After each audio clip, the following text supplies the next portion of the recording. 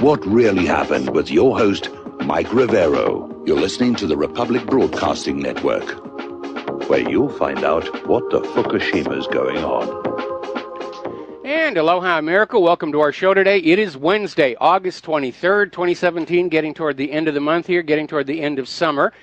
Middle of the weekday, hump day, starting that long, slow glide down to Pauhana Friday and another crazy weekend of what are they going to do next. And it's anybody's guess. It's like, it's a box of Cracker Jacks. You open it up, and you're going to get a little prize. You don't know what it is, but you know it's coming. It's definitely on its way here. Anyway, we've got a lot of stuff to talk about today. The phone lines are open, 800-313-9443. And I think at this point, it's very obvious that we have yet another in a long series of war presidents. President Trump, the war president. He's out there, he's escalating the wars, cranking them on up, and just going on out and just, I don't know, maybe it's like a kid who has not been trained in the safe handling of firearms, and he finds a gun and he just gets, you know, just energized by the sense of power it has. And maybe the same thing's going on with presidents. No matter how peaceful they are, all of a sudden they got the keys to the nuclear weapons and they just almost can't resist the urge to want to go on out and blow something up. But a lot of people, a lot of Trump supporters are feeling completely betrayed by Donald Trump. And they're seeing, again, as Eisenhower warned, the military-industrial complex is really running the show here in the United States of America. People are very upset about that. And despite Donald Trump's criticism of the war in Afghanistan and his election promise to get us on out of there, and by the way, Obama made the same promise, and he didn't keep it either. But we're back to the idea of an endless war in Afghanistan. We've been there 16 years, the longest war in U.S. history, and there is no end in sight. And they're talking about sending in thousands and thousands of paratroopers. The U.S. is walking into the same mistake the Soviet Union did, the same mistake Great Britain did. And I think the main reason they're doing it, yes, there's the oil and gas pipeline, yes, there's the opium, and yes, there's the mineral wealth of the country, but I think it's really a case of not wanting to lose any of these wars, or it'll take the momentum out of the entire campaign to dollarifice the entire world. Now, there's a very bizarre story that came on out from antiwar.com, where apparently General H.R. McMaster, who was fully on board, we got to go into Afghanistan, managed to persuade Donald Trump that, yes, we should go back on in and escalate by showing him a photograph from 1972 of Afghan women wearing miniskirts walking through Kabul to show him that Western norms had existed there in Afghanistan before and could return. Now, that is an utterly ridiculous argument on a couple of levels. First and foremost, Western norms have got nothing to do with Afghan norms. And it's yet another indication of U.S. government arrogance that we are somehow obligated to go around the world and have them live their lives the way that we do. Out of control consumerism, out of control debt, rigged elections. I mean, anybody looking at how life is going on in this country right now understands that the United States government needs to clean up their mess here before they dare presume any moral authority to go to other countries and say, you should live the way that we do. Especially when you look at all the rioting and chaos in the streets, the tearing down of monuments and statues, the complete abandonment of civility. We're not a model for any other nation on earth right now. We haven't been for quite some time. And for McMaster to go on out there and say, we couldn't bring Western norms back to Afghanistan. What did those people ever do to us? But it's bizarre. And if this story is true, and I don't have any confirmation on it, it really does tell me that Donald Trump is not really thinking these things all the way through. He's listening to his advisors, and he's getting bad advice from his advisors. Now, according to Eric Prince, McMaster wanted to send no less than 70,000 troops into Afghanistan. They just want to go on in and just hammer it flat to prove that we are still butch. And even Eric Prince, who his business is all in mercenary armies, is saying, this is not going to work. The Pentagon is refusing to adapt to the realities in Afghanistan. They're trying to fight the war in Afghanistan by the same formulas that have worked in, shall we say, flatter regions. And that's why we've been in Afghanistan for 16 years. It doesn't work. They're not learning and adapting and thinking. They're just reading the old manual and saying, well, we're going to do this again. Yep, yep, yep, yep, yep, yep, yep, yep, yep, yep. Meanwhile, the European Union has decided they're going to pour in $118 million in aid to support reforms in Afghanistan, which is a polite word for, we're going to give you a new Western puppet rulers. Now, the Taliban is already replying back and saying that they will turn Afghanistan into a graveyard for the United States, and that is a specific reference to Afghanistan's historical reputation of being a graveyard for empires. We're going to do a shout out now to our on-air affiliates who are just now rejoining our network. And you know, here is the irony of all of this stuff. Because right after the U.S. invaded Afghanistan originally, 16 years ago, the Taliban tried to surrender. And the U.S. turned them down. Because they wanted to have a war. They wanted to have yet another battlefield to drop weapons on and soak the American taxpayer to replace them. It's like the end of World War II when Japan was trying to surrender, repeatedly trying to surrender. And they said, we reject your terms of surrender, we're going to drop the nuclear bombs. And then they wound up, basically, the Japanese surrender was on the original terms. Unconditional, except they kept the emperor. That was it. And the U.S. finally agreed to it after dropping the nuclear weapons here. All right, let's take some phone calls. Kevin in West Virginia, aloha. Welcome to the show. What's on your mind? Hey, Mike, how are you today? Well, I'm hanging in there. All right, well, I was wondering, this buildup in Afghanistan, do you think that's a disguise to pull our troops out? I'm kind of thinking that it is. Well, it may be a big bluff because we're still hearing talk about getting the Taliban back to the negotiating table. But again, that's going to be very, very difficult to do in light of recent history, that every nation that has gone to the negotiating table with the United States has, complied with the agreements made with the United States, only have the United States come on back at them. Syria, good example. Assad surrendered all their chemical weapons. The U.S. still trying to invade in there. Iran, P5+1 deal, fully in compliance, and already Nikki Haley's up there trying to find a way to wreck it so that they can invade. Why would the Taliban, or for that matter, anybody else on planet Earth, sit down at a negotiating table with the United States, knowing that the United States never keeps their commitments? Good point. But I'm wondering, like think of you moving.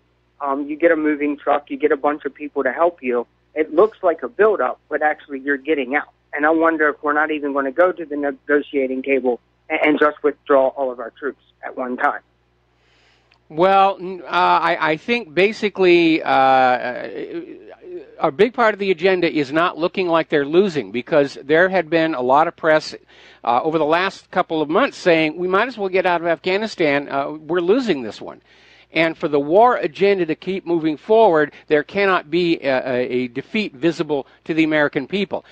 Afghanistan may continue to be a standoff for another 16 years, but at least they'll be able to say, well, we didn't really lose that one, while they go on into Iran and North Korea and China. Again, from the point of view of the military, it's all about image, and we have to be victorious, and we don't care how much of other people's money we spend and how many of other people's children get killed and crippled. That's not our concern. It's victory or death. I agree. I know the optics look bad, but I wonder, let's bite the bullet and just pull out and take our losses, lick our wounds, and, fight a war that actually means something. Well, if we were just fighting in Afghanistan, I would say that, yeah, it's definitely time to pull on out. But when you look at the larger picture of this plan of conquering all the world's resource-rich areas, again, the first defeat will be the last one. The wheels will come off the war wagon. The American people are going to say, all right, we're losing these things. Now's a good time to quit and get out of them. And so that's why they're still trying to find a way to get back into Syria. I mean, they're basically declared an illegal occupation of Syrian territory now. And they're just going to pour people and money into Afghanistan for no other reason than to say, well, we're not really losing. I agree. Well, you have a nice day. That's all I have. All right, thanks an awful lot. We're going to switch over to John in Tennessee. Aloha, welcome to the show. What's on your mind? Hey, Mike. The last day or two, Sibel Edmonds, Newsbud, they announced that there's going to be a new 9/11 Titans for Truth conference cranking up. It'll be the first annual one. Okay. Did you hear about that? No, I didn't. I really do need to pay more attention to her. Yeah, well, I mean, it's a new thing, and they announced it, and everybody's excited about it. And one of the comments or one of the tweets today was, "Isn't it about time we have a new 9/11 Truth movement or something?" And that just, I agree, because all this hype about Trump and how many people came out to his rally and all this other stuff, or you saw what happened in Boston with the whatever there was, 12,000 counter protesters or whatever it was. It would be amazing if we could get that many Americans to still get pissed off about 9/11 to the point of they would oppose these wars. I mean, my biggest thing is, you know, I'm opposed to these alt-right rallies where they would go and invade another city when the city's already hostile to whatever you say is your values. And now the General Lee statue at Charlottesville just got covered up anyway, so, you know, they're going to take the monuments in these cities. But it's like this alt-right people, I mean, they're the ones provoking a race war now. So they're hypocrites. No. The provocations are coming from the Black Lives Matter and Antifa people. They're certainly initiating the violence, but there's paid actors out there trying to sell you an image of what's going on. I mean, the guy, the white guy in Charlottesville who was carrying a Nazi flag has now been confirmed as a paid actor. He was hired to go in there carrying the Nazi flag so the media could take pictures of it and say, oh, look, all these white people, they're Nazis and supremacists. It was a setup. This guy who organized this group of people from conservatives, he led them into a trap. I mean, he's a leftist himself, and he led them into a trap. It's like when all those FBI undercover informants on Southern California colleges led all those students into the riot at Disneyland. They were basically set up to be made a horrible example of. Well, no, but I mean, from my perspective, a guy like Spencer or Duke would have to be smart enough to pick that up and not send their people to a town that's not theirs. I mean, worry about your own backyard and protect the Confederate statues where you live. You guys don't all go travel to Charlottesville and have a 6-week build-up where Antifa can go bust their people in as well. I know Antifa is wrong. I know they initially... They all arrived on the same buses. They're all bought and paid for. Yes, they sure did. Yeah, there was a public. They sure did. There's a public relations firm in Los Angeles that literally is advertising for people to show up and stage these riots. And they're hiring on both sides, the black side, the white side, the liberal side, the conservative side, and they bus them all in on the same buses, and they get on out, and they go into this area, and they do what they're going to do for the media cameras, and the media gets to go home with nice footage where they can make the political claims they want to make. And if necessary, they'll fake them, like where apparently CNN took people chanting, "You will not overcome us," and they processed it to make it sound like Jews will not overcome us. I mean, that's what the media is doing, okay? So you need to start from the point of fact that all these people you're seeing at these rallies, all these people committing the violence, they are not what they seem to be. They are hired to be there to create an illusion, to sell you that illusion and make you think the entire country is represented by that illusion. Well, and like I said, my concern is if we have any more of these, you know, our truth war stops if they declare martial law or something, because they're making all the people look like fringe, you know. That may be the agenda. The government like fringe. That may be the agenda, but, you know, as long as, you know, somebody's got a checkbook to pay for all this stuff, it's not going to stop. The police are being told to stand down. The police are literally being ordered to just allow this stuff to happen. It's a complete fraud. Well, and Milo's threatening to go back to Berkeley again next month. I mean, again, why do these guys announce this stuff 6 weeks ahead of time so they can have a build-up? because they want it. That's exactly They want right. these riots. That's exactly right. They want these things to build up. They want the tension to build up. They want to give the media ample notice to be there, to get it all on video. It is a setup. We have, again, going back to the staged riot at Disneyland, same thing. Was announced 2 months ahead of time so they could get as many people involved as possible. And it went on in. It turned into a disaster. It absolutely discredited the anti-Vietnam movement. And then in the 1980s, during the COINTELPRO hearings, we find out it was all set up by the FBI. And this looks like more of the same. And, okay, and then when you're in one of your breaks, check your Twitter feed and check Netanyahu's tweets. Apparently, he just told Putin in no uncertain terms that he will not tolerate Iran moving into Syria. So. Well, you know, Iran isn't moving into Syria. Iran is not in the habit of moving into other people's countries. They may have confused them with Israel, which is, you know, their borders are written in a dry erase marker. You know, Iran really... Yeah, well, that's what Netanyahu tweeted out. Like, he put Putin in his place and said, I'll decide when Israel's under attack, Mr. Putin, not you. So, I mean... Well, they're cranking it up, Mike. They're cranking it up. They definitely are. All right, well, John, we're going to let you go here. Get on back here to the news. But, yeah, Netanyahu is starting to sound as crazy as Kim Jong-un in terms of trying to get war going with somebody, anybody, and we don't care who. It's just there seems to be this contagious bloodlust circulating through the highest levels of leadership around the world, and it even seems to have infected Donald Trump, and that's very, very alarming. Now, Donald Trump also made a comment when he was talking tough about getting into Afghanistan and the surge there. He was talking about possibly needing to take action against Pakistan because Pakistan is now declared a haven for ISIS and Al-Qaeda. You see the pattern. We've seen it before. Oh, there's ISIS and Al-Qaeda there. It gives us a right to invade. And Pakistan is outright rejecting Trump's claim that they're supporting terror, saying that they're fighting against the terrorists as much as anybody else. Their borders are far more secure than, for example, Europe or the United States of America. But we know what's really going on here. The U.S. game plan is very simple. Oh, you have terrorists living in your territory. That gives us justification to invade and attack your country. Okay, now, last night in Phoenix, there were rumors circulating that Donald Trump was going to announce the pardon of Sheriff Joe Arpaio. And it didn't happen at the speech, and the White House issued a statement yesterday saying that there will be no pardon today. And that was the dead giveaway because, as it turns out, 1 day later, they are, in fact, processing the paperwork for a pardon for Joe Arpaio. And I think a lot of people are going to be very, very glad to see that happen.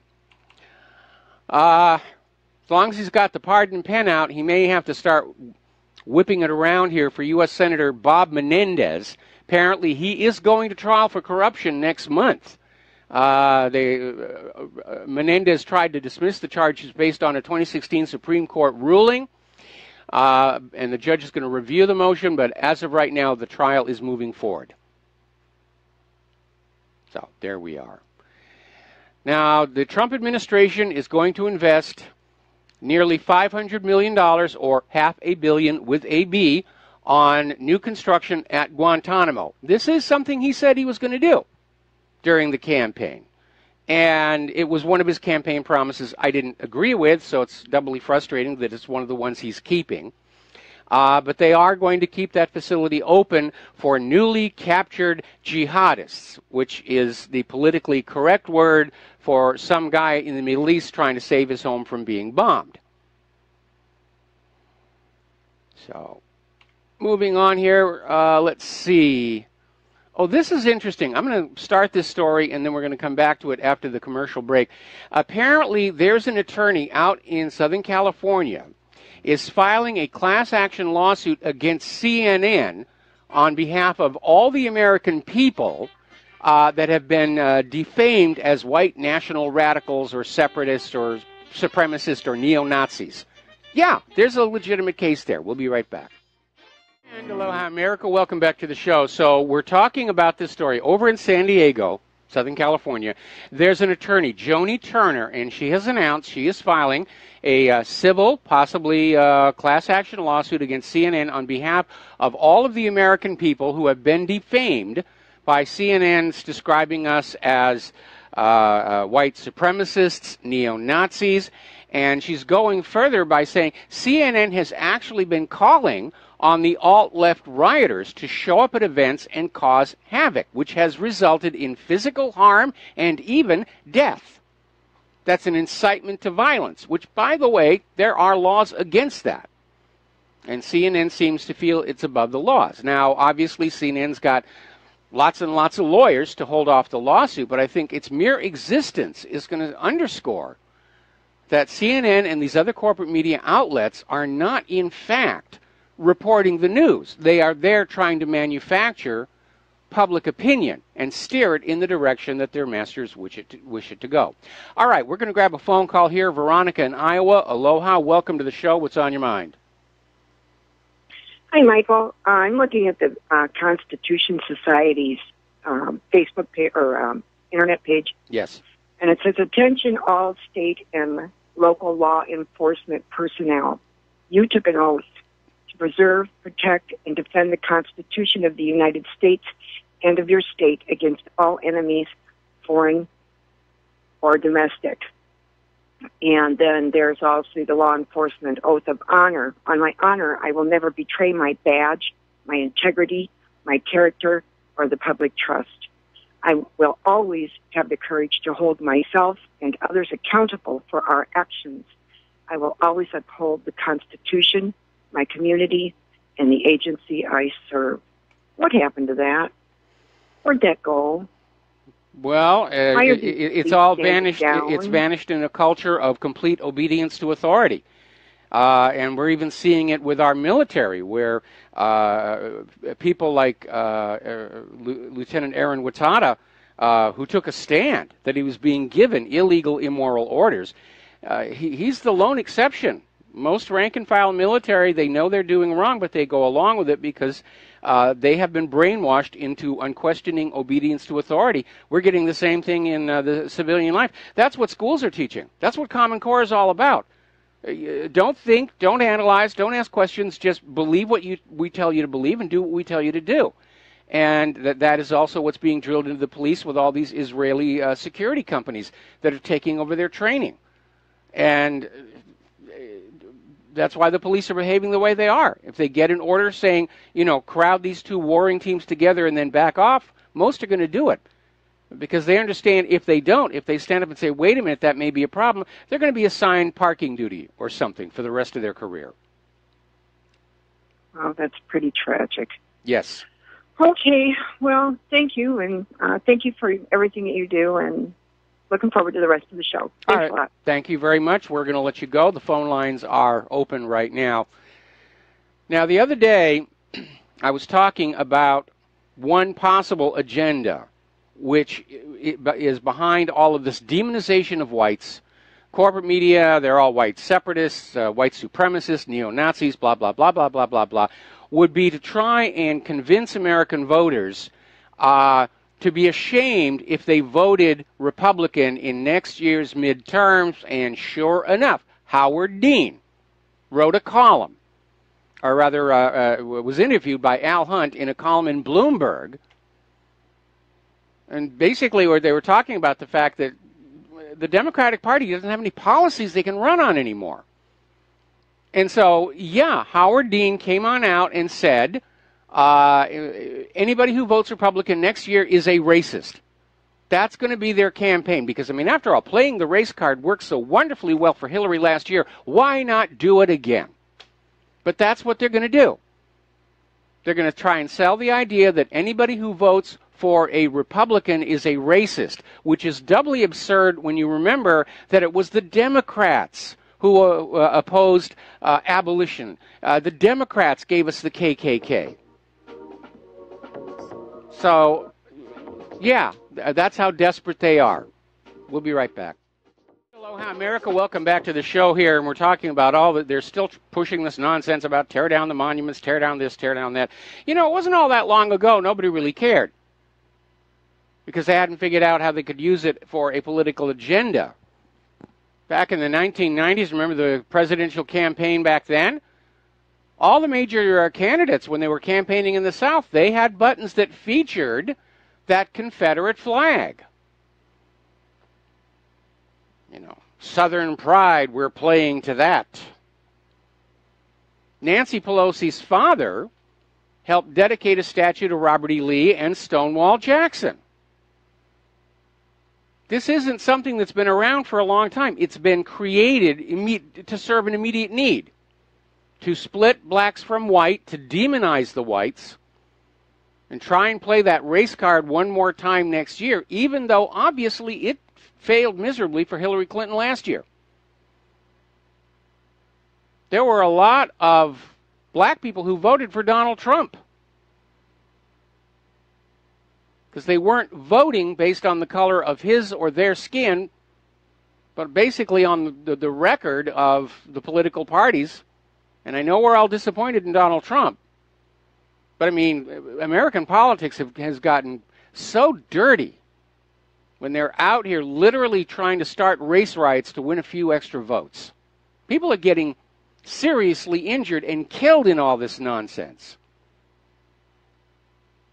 But just because they're killed doesn't mean they're not going to vote next year. Just keep that in mind. We're going to go to the phones here. Errol in the Netherlands, aloha. Welcome to the show. What's on your mind? Hello, Mike, with Errol from the Netherlands. Yes. Everybody has seen the eclipse. Well, we got rained out here on Oahu, so I couldn't see it directly. I've seen pictures of it. Some people have sent me some really well-done photos of the corona. Okay, that's very nice, but I want to give to your audience, I want to give them an insight how big the sun is. Did you know, and obviously you know how big the sun is, but many people underestimated it. It's 1.3 million times. The Earth fits 1.3 million times in the sun. Yes. Did you know that? Yes. And that is funny because many people don't understand it. 1.3 million times the size of the Earth fits into the sun. So that's the only thing I want to give to you. And thank you for my call. And keep on the good work. And also to Lady Claire. Okay. Okay. Bye-bye. All right, thanks an awful lot. One way that you can get a good sense of the scale of the sun is during a transit of Mercury or Venus. And unfortunately, I don't think there's another transit of Venus in the near future, but you can certainly see photos of the last two that happened.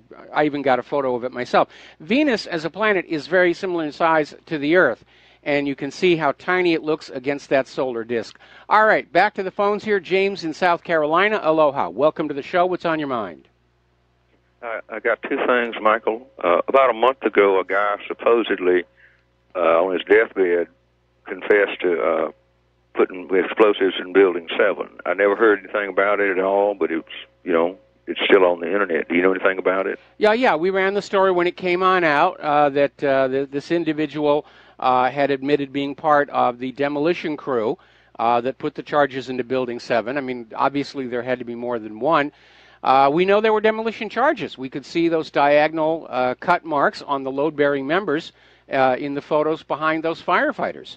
And the buildings were brought down by controlled demolition. Now, I'm glad that Sibel Edmonds is going back into this issue. I don't think we need a new 9/11 Truth movement. There's a very strong one out there. And right now, of course, the focus is on Architects and Engineers for 9/11 Truth and Richard Gage, and they continue to do yeoman's work getting the truth out there. At this point, I think most Americans understand they have not been told the truth about 9/11, just like they were not told the truth about Saddam's nuclear weapons, and so forth and so on and so forth and so on. And I think probably the reason we're not seeing a lot of anger and rage is because people have just come to accept that the government does these sorts of things. Okay, well, there's another one. I heard last week that someone had taken a statistical inquiry into the age of the mothers of the Sandy Hook children. And if I remember right, there were 20 children killed, supposedly, and the age of the mothers at the child's birth was age 36. And the guy said that this was such an unusual situation that it would be, it is more unusual than if all the mothers were left-handed or if all the mothers were green-eyed. And I mean, I've seen this a couple of times, and it seems like to me this would be something that someone could make something out of. I mean, if what he says is true, the people were probably actors. Well, yeah, and whoever's writing the script wasn't really paying attention to it, because it is statistically improbable, but a statistic anomaly by itself is not going to be a compelling proof, because people are aware that numbers can be manipulated. You've got lies, darned lies, and statistics. But again, I think there's much more compelling proof that Sandy Hook was another hoax by the fact that the school itself was not actually in use at the time. It had been shut down years before. Analysis of its internet traffic confirmed all the computers were shut off and they were never turned on. Wolfgang Halbig, who's a professional school safety consultant, was pointing out on all these photos about how there's missing rails, safety rails, mold in all in the rooms, stuff that normally would not be allowed to exist in a functioning operating school.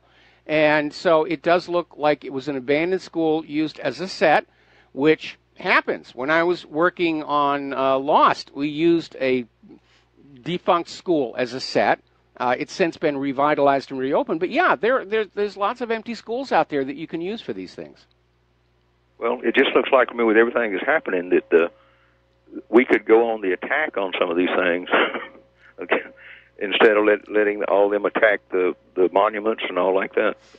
Just an idea. Well, you know, it's an idea, and what we need to do, though, is we basically need to focus our defense, if you will, on where we're being attacked, and basically to expose that this is just another government hoax, like Sandy Hook, like the Boston Marathon bombing, like 9/11. This is just another play. I mean, having actually been at that Disneyland riot, I mean, this feels like exactly the same thing. A bunch of, and the FBI's now admitted they had undercover informants in that crowd in Charlottesville. I mean, how much more obvious does it get? And I think it's far more important for us to get the message out to our friends and family that this is a staged production to allow the media to denounce us all as white supremacists and separatists and try and make us all look like we're haters and Nazis in an attempt to recapture the Congress for the Democrats next year, which is, you know, Howard Dean has now confirmed that's the agenda. Well, that's not much of a platform. No, it isn't. But when have the Democrats really had a platform that people could really get behind?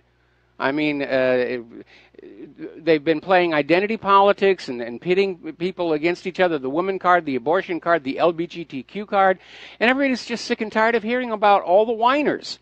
The Democrats have turned themselves into the party of the whiners, and people are just fed up with it.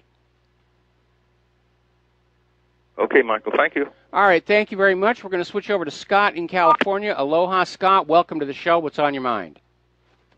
Hello, Michael. I've heard about 4 different things mentioned in the last 10 minutes. So, yeah, we are seeing a long-term destabilization. Sandy Hook, the Aurora shooting, the thing in Orlando, it's all just staged events. But what's on my mind right now, I find this Confederate monument taken down stuff, it's just really disheartening, sad. That's what I come away with. But I'm wondering if we are going to see Muhammad Ali become a non-person, and here's why. When he came back from the Rumble in the Jungle, where he fought George Foreman in the mid-'70s, he'd been there for 3 or 4 months preparing for the fight. When he came back, a reporter at the airport said, well, what'd you think of Africa? And Muhammad Ali, Cassius Clay, said this, thank God for slavery. Well, you know, he was absolutely right. I mean, the reality is that the black population of America today if you compare them with the black population in the original African regions where the slaves were captured by their fellow African, I would like to point that out, they're obviously healthier, much more well-off financially, and yet they're going to sit there and whine and cry that they're a victim class. Now, you want to see a victim class? Go back and look at the descendants of the ones who were not captured as slaves. That's a victim class. Yeah. Yeah, the whole thing. I mean, I can't imagine anybody, wanting to be a slave, and it's brutal and cruel. But our the founders, that when they were doing the Constitution, they had to do something called the Great Compromise. I mean, a lot of those founders didn't. They hated slavery, and who wouldn't? But anyway, here we are now, and what I'm really seeing is, I lived in China for a while, and what I'm seeing is what they did with that Cultural Revolution over there in the mid-'60s to mid-'70s. That's what I'm seeing as regards to Confederate monuments. They're just, it said, social destabilization. They hope to control the outcome. It's just disgusting. Okay, Michael, I'll get back to your show. All right, thanks an awful lot. And you're absolutely right. We've been seeing this idea of just erasing all of history. Because, I mean, they're not just targeting the Confederate monuments anymore. They have been going after Abraham Lincoln. They knocked down a peace monument. They thought it had something to do with the Confederacy. It didn't. This is just about burning down the past to break us all loose from our history, to make us easy to control.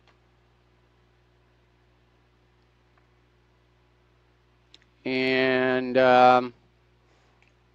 that's what it's really all about. Okay, back to the phones here. David in San Francisco, aloha. Welcome to the show. What's on your mind? Hey, aloha, Michael.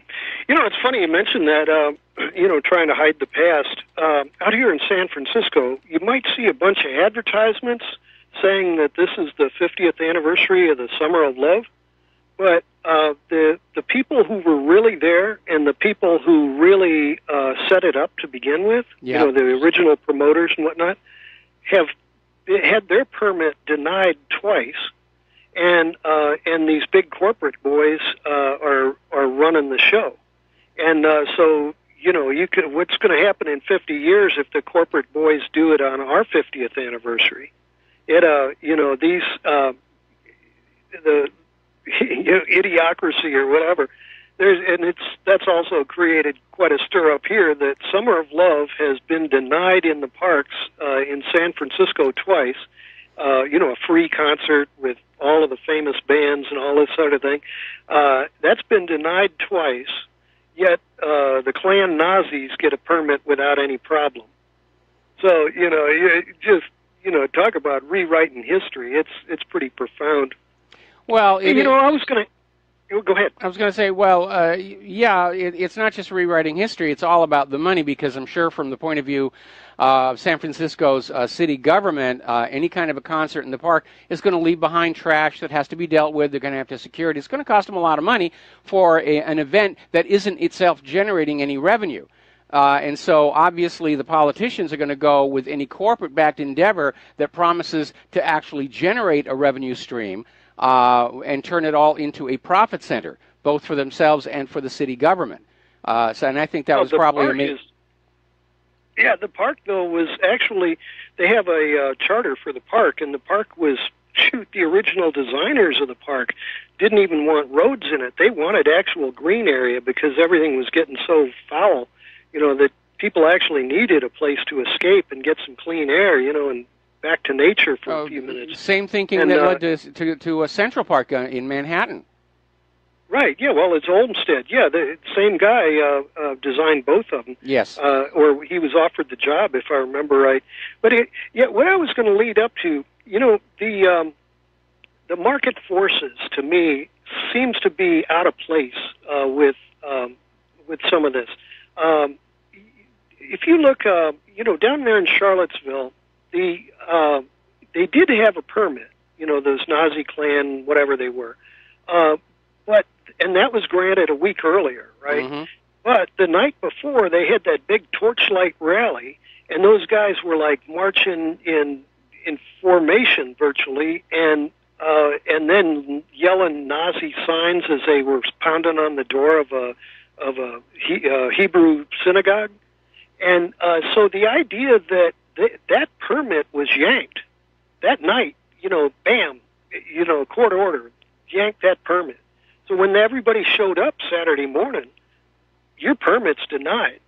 And so when you see, and there's video, you can see this on YouTube, for example. I've seen at least 2 and probably 3 different camera angles of the same deal, where the bullhorn, the police chief saying this permit's canceled, go home, everybody, and then you see the line of cops, this wall of cops, and that's basically where the guys were holding up that big flat board sign, and then it gets kicked in kind of weird angle. That's the police chief speaks just before that, maybe a minute and a half before that, and there's like some hemming and hawing and tussling, and then they push against the cops, and then that sign comes out. So if you look for that, talk about fake news. For 3 weeks, two and a half weeks, I guess it is, since that happened, people have basically taken the position that the Nazi Klan had a legitimate permit that morning. But no, that permit was yanked. So, well, my question is going to be, and again, knowing how much fakery is going on here, we know that at least one of the people carrying a Nazi flag was paid to be there and paid to carry that flag. I'm wondering how many more were there to go up to that Hebrew school and cause a ruckus to try and get the permit yanked. And have you seen the aerial shot of that march? I've seen. I mean, there's got to be like 1,500 people. It's a long march, and they're like but you only need 5 or 6 in the front, holding up flags and banners that the people behind them can't even see, and you've sold the idea. They used to do this kind of stuff. If you go back and read the history of Watergate and Segretti. Yeah, Segretti, the dirty tricks that he would do. I think didn't Roger Stone get his start with Segretti? I think so. Anyway, got to let you go. Got to let you go. Got to take a break for commercials. We'll be right back. And aloha, America. Welcome back to our show here. We're talking about all of the civil discord, domestic tension over the issue of Confederate monuments and even non-Confederate monuments being torn down and being defaced. Now, nobody's gone after the Georgia Guidestones yet, I notice, but it is getting out of hand here. And there's big money involved. We already know about that public relations firm that's out there in Southern California. They're hiring people. They're putting ads in Craigslist to hire people to show up and cause a ruckus. And, of course, the Southern Poverty Law Center, they're getting millions and millions of dollars for the specific task of silencing conservatives online. So this is definitely a full court push for the liberals to regain control of the society. Politically, media, online. Donald Trump's victory over Hillary Clinton, even though he has been co-opted and he's going along with the war agenda and everything else, it still rattled the liberal establishment who thought they had an absolute guaranteed lock on this country, or the narcocracy, or the deep state, or whatever you want to call it. So there's a lot of money being put out there.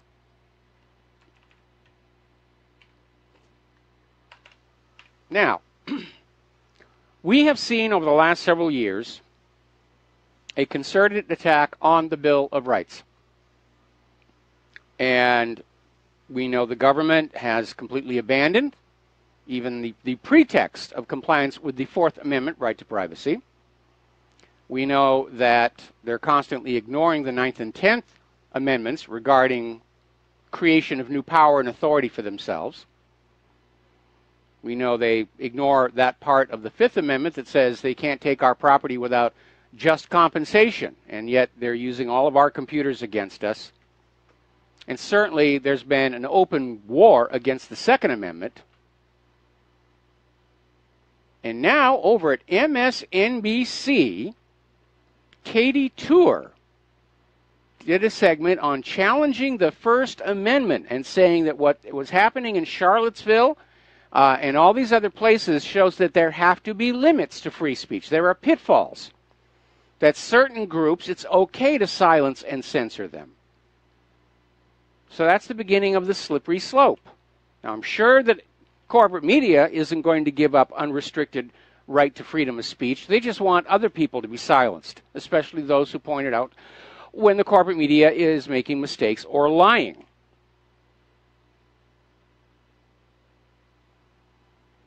Yahoo News is actually enforcing the Antifa terrorist organization. Joining CNN, the corporate media are cheering these people along while they're beating up conservatives. We are still waiting to hear anything from the White House regarding that petition on the White House petition website to declare Antifa a terrorist organization. They got more than 200,000 signatures on that. Only 100,000 are required to force a response. All right, we're going to take a break for station identification. We got callers waiting on the line, and we'll be right back. And aloha, America. Welcome back to our show here. Hour number 2. The phone lines are open, 800-313-9443. And we're going to take a couple of phone calls, starting with Dave in it's either Louisiana or Los Angeles. Dave, are you there? Yeah, I'm here. Okay, you're on the air. What's on your mind? You know, Trump must be a really terrible father. Or the whole thing about him being a white nationalist is a Broadway act. Because he has 3 grown kids that are married to Jews. Dave. First of all, your call is breaking up here. And second, I'm already not liking the direction you're trying to take this discussion. So we're going to let you go here and switch over to Ernest in Reno. Aloha, Ernest. Welcome to the show. What's on your mind? Yeah, Mike, I just want to say that I've been listening to you for a bit, and you talk about how what we have to do now in the next 10 years, our boomer generation is going to lose a lot of our relevance. And the new coming generation actually has been raised on relativism. And unfortunately, I just don't see how that's going to be able to turn it around. So these people, they're going to follow the left. All their values are all based on these kind of fighting what they see as anything absolute, anything of authority. They call fascist. They don't reason the same as we do because their whole value system is totally different. It's based on relativism. Well, they haven't been taught to reason. I mean, that was a big part of Common Core, was not to teach people how to think or analyze or solve problems, but merely to accept what they're told as the, you'll pardon the expression, gospel truth, and to act on it as if it's real. Right. But you know, Mike, the thing is that I saw this coming from the early 80s, raising my child and watching what they're bringing home from the public schools. I knew that these people coming up, the early millennials or whatever I think they're called, anybody that's like under 40 years old absolutely has a relativism-based value system that appeals to anything that's left, that's anything against authority. That's their core belief, like you had talked about earlier. And that anything that you try to reason with them the way we reason, what's right or wrong, that just upsets their core belief. They won't even listen. You're right. Right. It's just not something that they don't do. And they're going to follow that globalist race card, the gender card, all these cards that they pull that are against absolute. They're going to follow that instinctively. And so I really don't. And another point, too, is when you speak about how we should just let our country just fall apart in the same way that the Soviet Union did. The difference being is that this country is slated to fall apart, and the blue helmets, which includes half the world's armies, are just waiting for that to happen. They're not going to let us. They're not going to sit by and just let us say, let's start. No, it's not going to happen, Mike. Well, that all depends on how quickly we crack those access codes to the nuclear weapons. Yeah. Well, okay.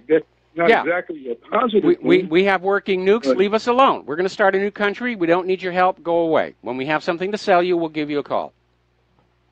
Yeah. Well, I don't know. I hate to be, pessimistic, but I just don't see anything, And one more thing, Mike, is that, honestly, I believe that the reason why we're not seeing all these big shots getting prosecuted on any side, either side of the establishment, I think you're going to see, or we're going to find out, if not sooner rather than later, that this whole thing about the pizza thing, the Pizzagate, the pedophilia, that has a larger bearing. Throughout history, the big shots have, covered themselves, and that's a common denominator. Well, I first of all, I don't like using the word Pizzagate because that was a setup to try and embarrass the independent media, and unfortunately, too many people fell for it. But that being said, obviously, pedophilia is a major, major problem. We had a story on the website here about the U.S. gymnastics team, and again, I have no understanding and certainly no sympathy for this kind of thing, but apparently it does go along. We all remember the scandal that involved the White House and Boys Town, the Franklin scandal. That was a big, nasty one, and they worked very hard to keep that covered up. So, yeah, apparently if you are of the psychology that drives you to seek positions of power and authority, then this is the sort of thing that you get your jollies on. And maybe that's it. These are people who are just used to getting whatever they want with hardly any effort, and the only thrill they can get, the only adrenaline rush they can get is doing something that is so outside the social norm and getting away with it. It is a very part of that power corrupting mechanism here. But I disagree with you. Mike, okay. I was going to say, first of all, I think when the U.S. government collapses, they're not going to be coming across the border because it didn't happen when the Soviet Union collapsed. I mean, after all the animosity and enmity between the Soviet Union and the United States, you didn't see the U.S. seize that opportunity to invade the former Soviet Union for a very simple reason. The new Russian republics still had those nuclear weapons, and the U.S. government does not interfere with countries that can actually defend themselves. Anyway, Ernest, we're going to let you go here. We're going to do a quick shout-out to our on-air affiliates who are just now rejoining the network. And we're going to go back to the phones to Jim in Chicago. Aloha, welcome to the show. What's on your mind? Yeah, Michael, have you talked about the American diplomats and the Canadian diplomat that was microwaved down in Cuba? Do you know much about that story? Well, when I heard the story, they said it was sound waves, not microwaves. And frankly, it strikes me as a little bit out there. And they're trying to basically reverse this whole policy of normalization with Cuba, which, by the way, I think is an absolute mistake, because if we are going to go into a new war against Russia, the very last thing we should be doing is driving Cuba back into the Russian sphere of influence, because that's what led to all kinds of problems during the original Cold War, including the Cuban Missile Crisis.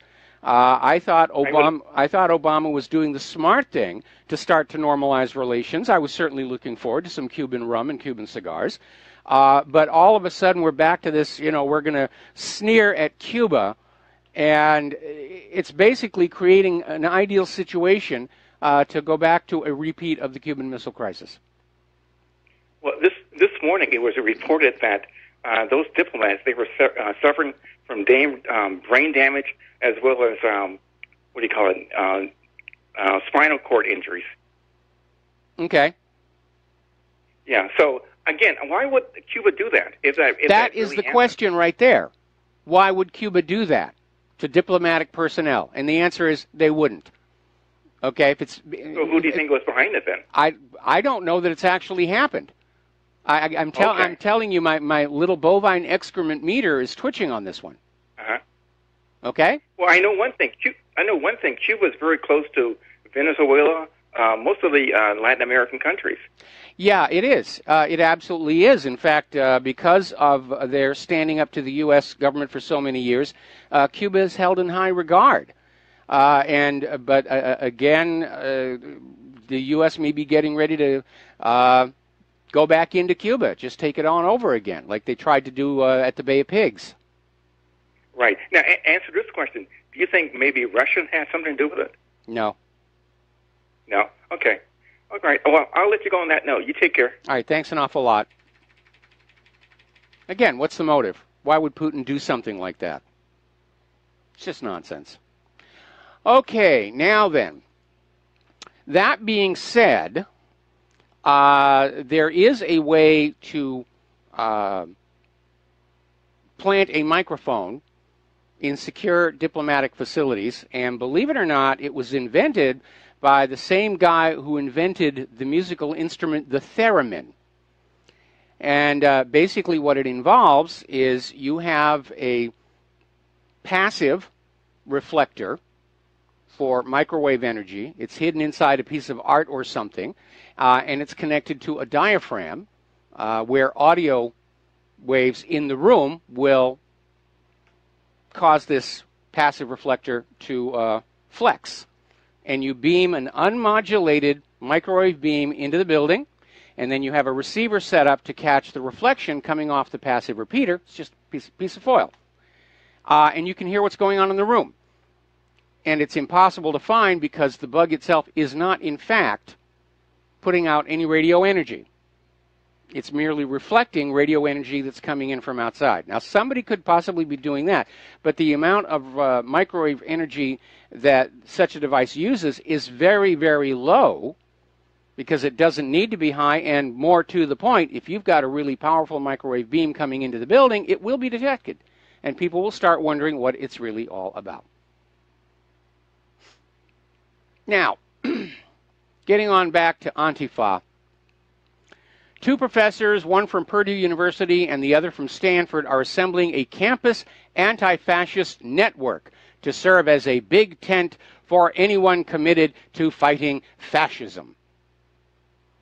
And despite the reputation these Antifa groups have cultivated, with all the violence to shut down opposing speakers, the professors insist that they only support self-defense by those who are being threatened by fascists.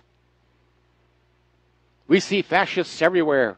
There are fascists in my closet. There are fascists underneath my bed. There are fascists hiding in the dryer. I think my dog is a fascist. I mean, it really is getting ridiculous out there. And what is ironic, of course, is they're out there screaming their opposition to fascism while acting like fascists. Now, there's a big fight brewing up regarding Georgia's Stone Mountain. It's become yet another ideological battlefield.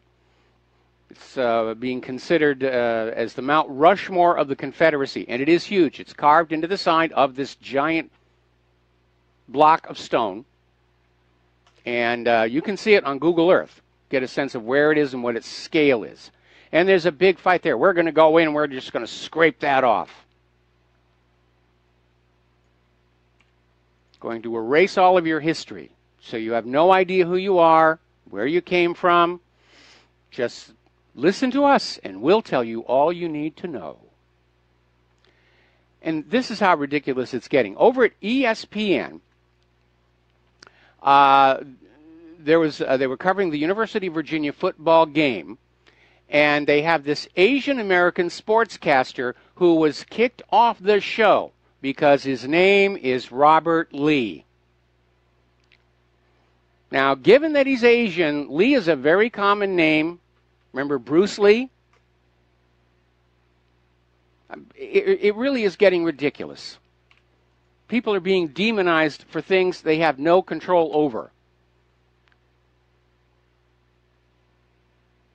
Like cognitive privilege.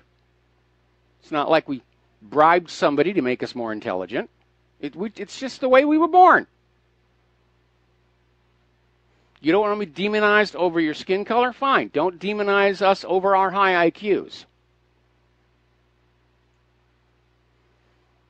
Now, over on CNN tonight, Don Lemon is out there screaming, President Trump is trying to incite a civil war in the U.S., saying that Trump is giving oxygen to racists. No. Donald Trump said what was obvious to everybody. Both sides engaged in violence. Both sides were wrong. And they're out there screaming because the agenda is to only blame the whites for what's going on. And people aren't going along with it. The polls are showing the majority of Americans agreed with Donald Trump. Both sides were committing violence. Both sides were acting badly. As to who is trying to ignite a civil war, it is not Donald Trump. It is the people paying these hired actors to stage these violent protests, backed up by the corporate media that are trying to create a climate of civil unrest. Now, whether that is to help the Democrats regain Congress next year or lead to a situation of a declaration of a national emergency, but it's clearly being a manufactured phenomenon. And that's the message we need to get out to everybody. This is fake. This is staged. So, here's an interesting story. This is over on Breitbart. Black Lives Matter activist unveils list of demands to white people. Give up the home you own. And this organizer down in Louisville basically saying things need to change. And what she's saying is if white people don't have any descendants, then you should leave your property to a black or brown family, preferably one that lives in generational poverty. And then goes on to another huge bunch of demands. Give us stuff, or we'll riot. We've seen that before. Again, Zimbabwe. And I guess there's one group of deprived individuals, cultural victims, if you want, didn't want to wait for somebody to die because the New York Police Department just released surveillance video of this flash mob stealing thousands of dollars worth of goods from a New York City sneaker stores. And apparently they hit 3 or 4 stores and they got them all on video. Now, getting on over to William Shatner. And this article says he's risking his career. It's over at teaparty.org. No, he isn't. He's pretty much retired at this point here. But in his retirement, he has gotten himself a really nice ranch, and he likes horses. He loves horses. And as a matter of fact, there's even an episode of American Pickers where they are hired by Shatner to get some themed decorator items for his little home and stables. So anyway, there's a statue near where Shatner is of John B. Castleman. And during the Civil War, Castleman formed a cavalry unit that went on guerrilla operations against Union supply boats. He was arrested, but his execution was stayed by President Lincoln. After the war, Castleman was pardoned, and he became a cavalry leader for the Union Army during the Spanish-American War, participated in the invasion of Puerto Rico, and eventually was named its military governor. And for his heroism, he was promoted to a brigadier general. Now, Shatner's an avid horseman, and it was for these reasons he donated money years ago to the construction of a Louisville, Kentucky monument to General Castleman. Not as a Confederate, not as a Union, but as an excellent horseman and cavalry leader. And Bill makes a valid point that nobody seems to be talking about. Many people who served in the Confederacy went on to serve the Union after the war was over. And we need to remember that. So, okay. Now, as you know, we got this story just coming in at the end of the show yesterday. The jury in the current Bundy Ranch trial refused to convict. Not a single guilty verdict was proffered. It was a shock to the prosecutors and the judge, and that judge had done everything possible to throw this trial to the prosecutors, would not let Bundy's lawyers make any arguments on constitutional grounds, would not allow them to basically talk about a citizen's right to protect their property from inappropriate government seizure, which is what this is all about. The BLM went on in and was literally stealing Bundy's cattle, putting it on trailers and taking it away, and Bundy defended his property. And so the jury saw through it all. They saw through all the machinations, and that's a reminder that the highest authority in that courtroom is that jury. Not the judge, not the lawyers. The jury is the supreme authority in a court of law. We'll be right back. And aloha, America. Welcome back to the show. Let's start taking some phone calls. John Michael, aloha. Welcome to the show. What's on your mind? Aloha, snack bar, my friend. Just want to talk about Afghanistan. That picture you were talking about back in the 70s. Wasn't that before the United States and the CIA got involved? Wasn't that, like, before that? Like, we wrecked nations on their accord. I mean, it's ridiculous. We've set up the Taliban and all that nonsense. But, yeah, that sucks. But my actual question is, when this country was founded, when the Constitution was being written, why didn't the founding fathers specifically write a law into place that, like, would not allow central banking? Well, originally, they wrote the Constitution in a way to replicate the economy that they'd evolved as colonies, which was only the government had the authority to coin money. And that's because the physical coin, the metal in the coin, was the money. And the Constitution does not, in fact, authorize the government to delegate the money creation authority to anybody, let alone a private bank. And so the fact of the matter is the Federal Reserve is unconstitutional. But the Federal Reserve was created at the same time the government was demonstrably already breaking away from constitutional restrictions. Again, there are serious doubts that the 16th Amendment, which authorized the personal income tax, was ever actually properly ratified. And so, again, even back then, 100 years ago, you had the Congress and the President just off and doing what they wanted to do and not following the Constitution. And if there isn't a mechanism by which the people can restrain the government and keep them in compliance with the Constitution, then inevitably it's going to break away. The government will break away from controls. And Thomas Jefferson warned about that. He predicted that this wonderful experiment in government that he had invented was only going to last about 100 years, and then it would have to be torn down by a new revolution. And that was why they gave us the Second Amendment. And man, yeah. And Andrew Jackson, who, I mean, he's the mega racist, like Stalin, not Stalin, like Hitler, the mega racist. They want to take his statue off and remove him off the $20 bill. Didn't he fight against central banking and they tried to kill him or something like that? Yeah, he shut down the Second Bank of the United States of America. He campaigned for his second term in office on that. And, he succeeded in ending the charter to allow the Second Bank of the United States to create its own money. And the Second Bank of the United States tried to operate as a regular depositor bank and failed after just 2 years, which is a reminder that private central banks are legalized counterfeiting operations and they don't actually know anything about being a bank. Hell yeah. Well, that's your privilege, Michael, and that's microaggression racism. I'm talking about Andrew Jackson in a good way, so shame on you. Yeah, okay, well, I'll accept the shame. Okay, well, John, we're thanks, Mike. We're going to let you go and switch over to Dan in Washington. Aloha, Dan. Welcome to the show. What's on your mind? Hey, thanks for taking the call. Curious about the Korean War and the Vietnam War. Do you think we were actually just helping China dominate the region by, like, dividing Korea and then destroying Vietnam? Because, we were kind of on China's side there in World War II.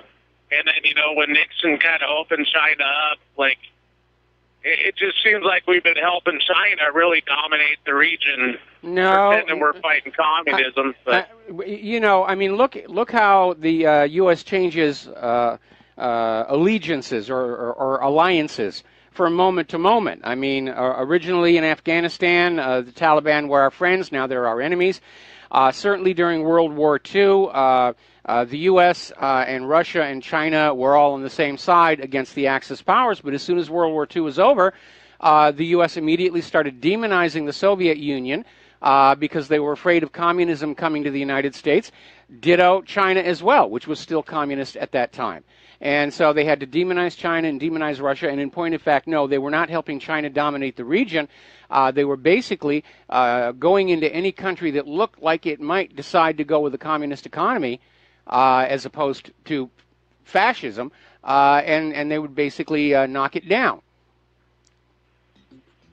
Okay, I was just curious about that because it seems like say, Korea united, they'd be kind of a powerful force. Well, South Korea already is. We got to let you go. Got to take a break for commercials. We'll be right back.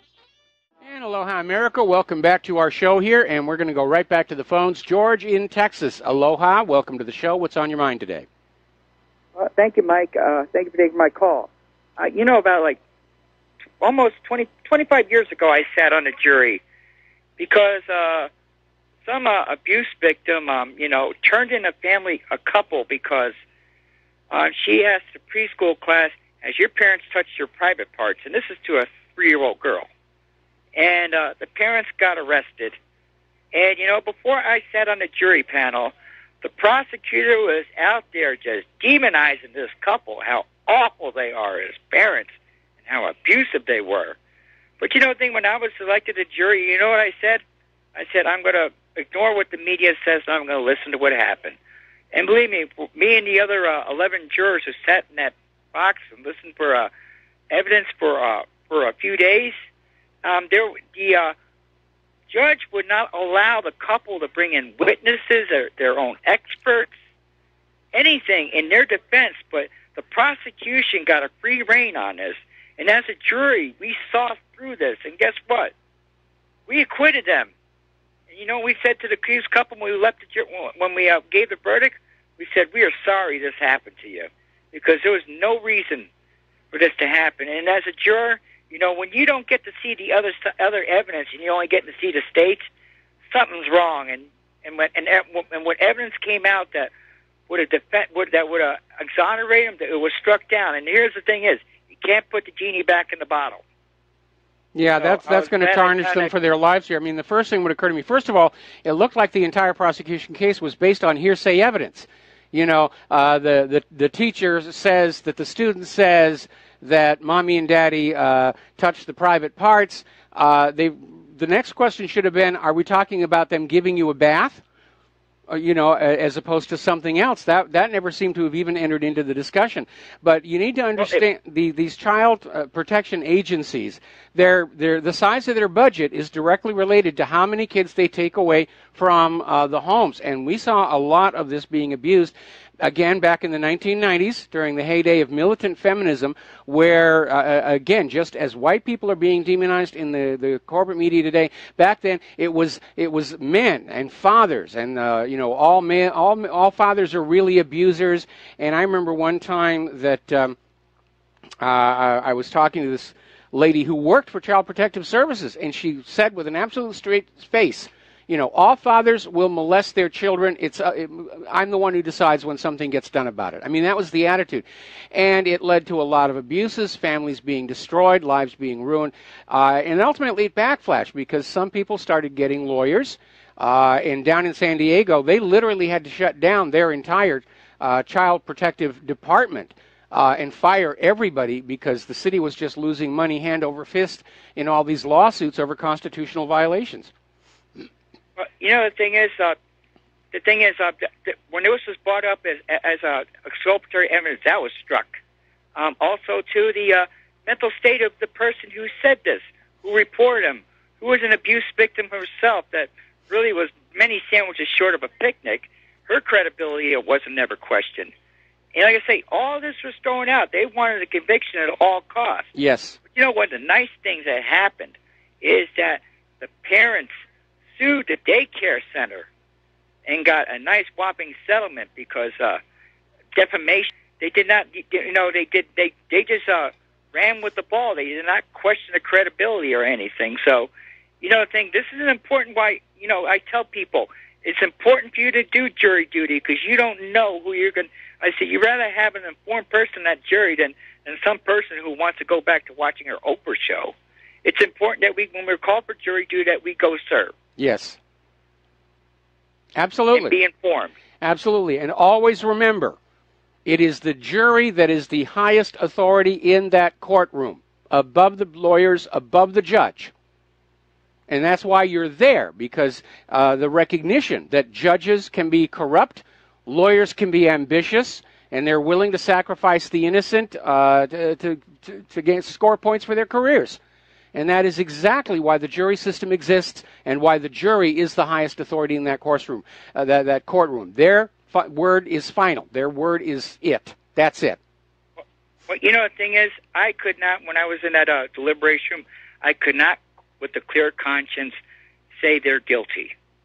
Yeah. So that's why it was my conscience that, you know, someone said, this is wrong. Yes. And, you know, in Florida, it has a kangaroo court system. And, you know, I'm just going, you know, and I just tell people, if you get someone to go on a jury, go. Yes. All right. Thank you, Mike. All right. Thanks an awful lot. We're going to let you go here, and the phone lines are now clear for the moment. We're getting a breaking story. Do you remember about 8 months ago, the Russian ambassador to Turkey was shot dead in broad daylight? And now another Russian ambassador has died, this one the ambassador to Sudan. And there are already two different versions of the story. One saying that he appears to have been the victim of a heart attack, and the other one saying that he appears to have drowned in his own pool. But it does seem like there's a lot of wet work going on, and we know that the U.S. has been making noises about getting into Sudan recently. Now then, this is a very troubling story on a couple of different fronts here.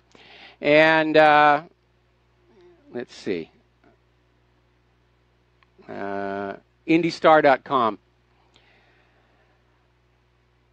This bothers me a little bit for two different conflicting reasons. The state of Indiana has released another batch of Vice President Mike Pence's emails from his personal America Online account during his time as governor.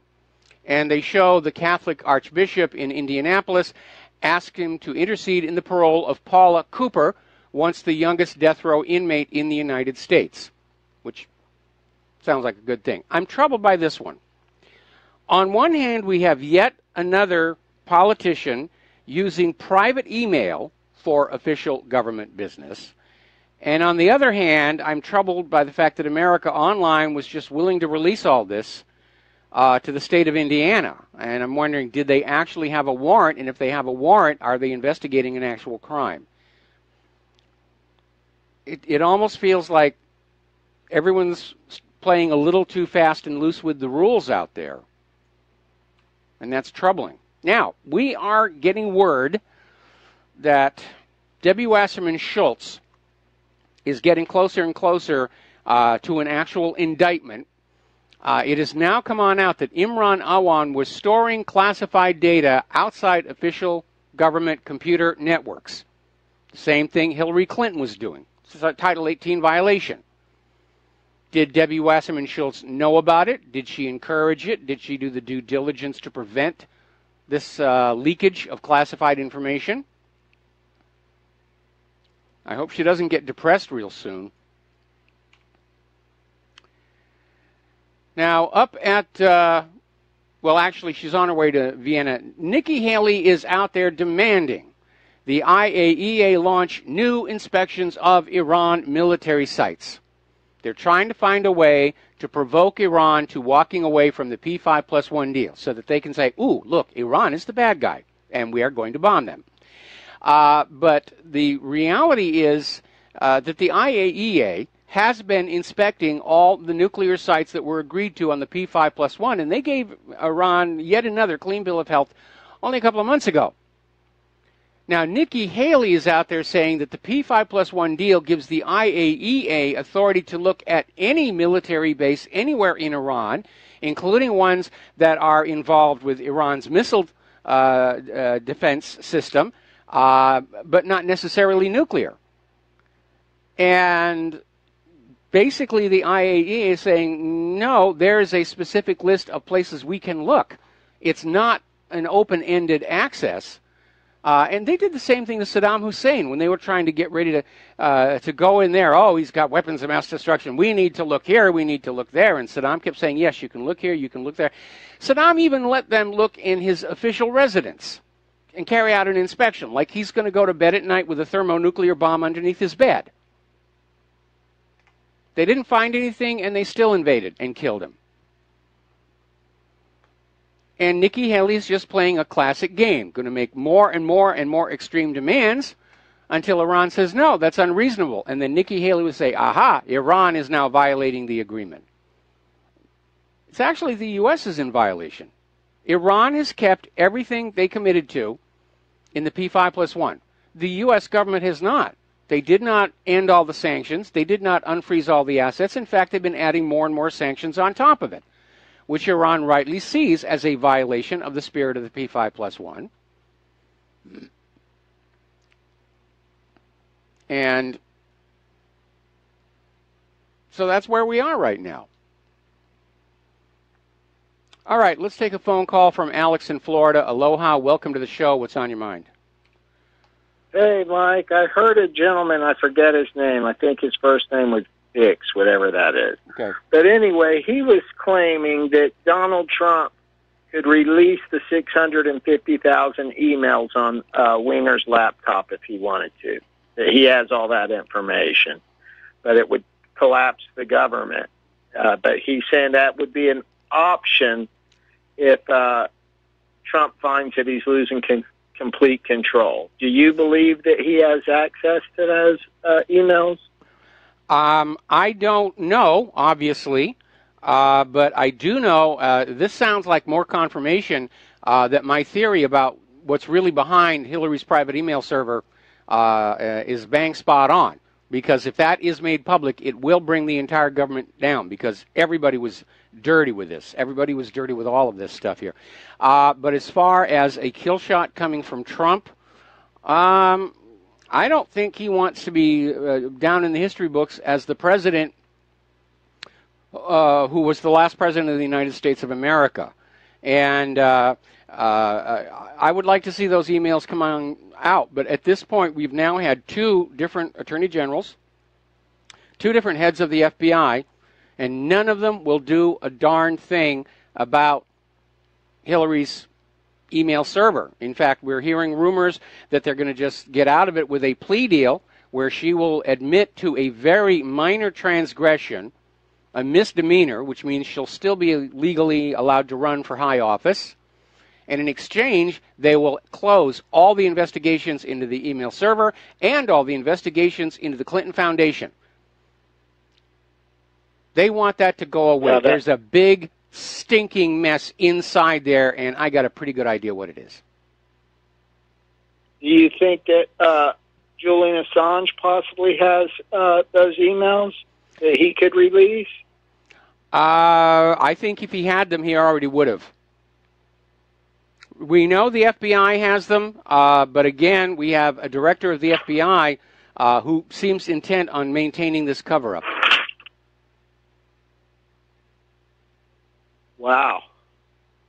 I don't know. I think if you have that information, it's your duty as the highest office of the land, the president, to go ahead and release those. I mean, wouldn't you think if we look back in history and he was the one that released them, he could, he has to release those.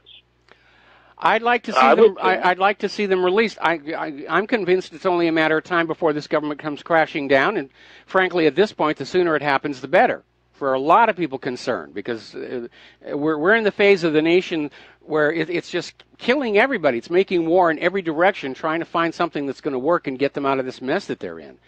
So again, what lies behind the Hillary email server, I think, is the selling out of U.S. secrets to foreign interests.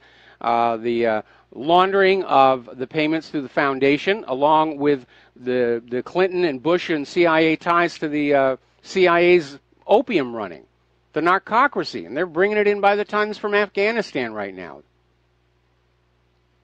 Yeah, that was another correlation that I kind of made as far as Trump's announcement about adding another 4,000 troops to Afghanistan. I wonder if that has anything to do with this guy that was with Wasserman Schultz that was trying to go over to Afghanistan. He was heading to Pakistan. No, Pakistan. I guess no. I guess that I'm incorrect. So. Yeah.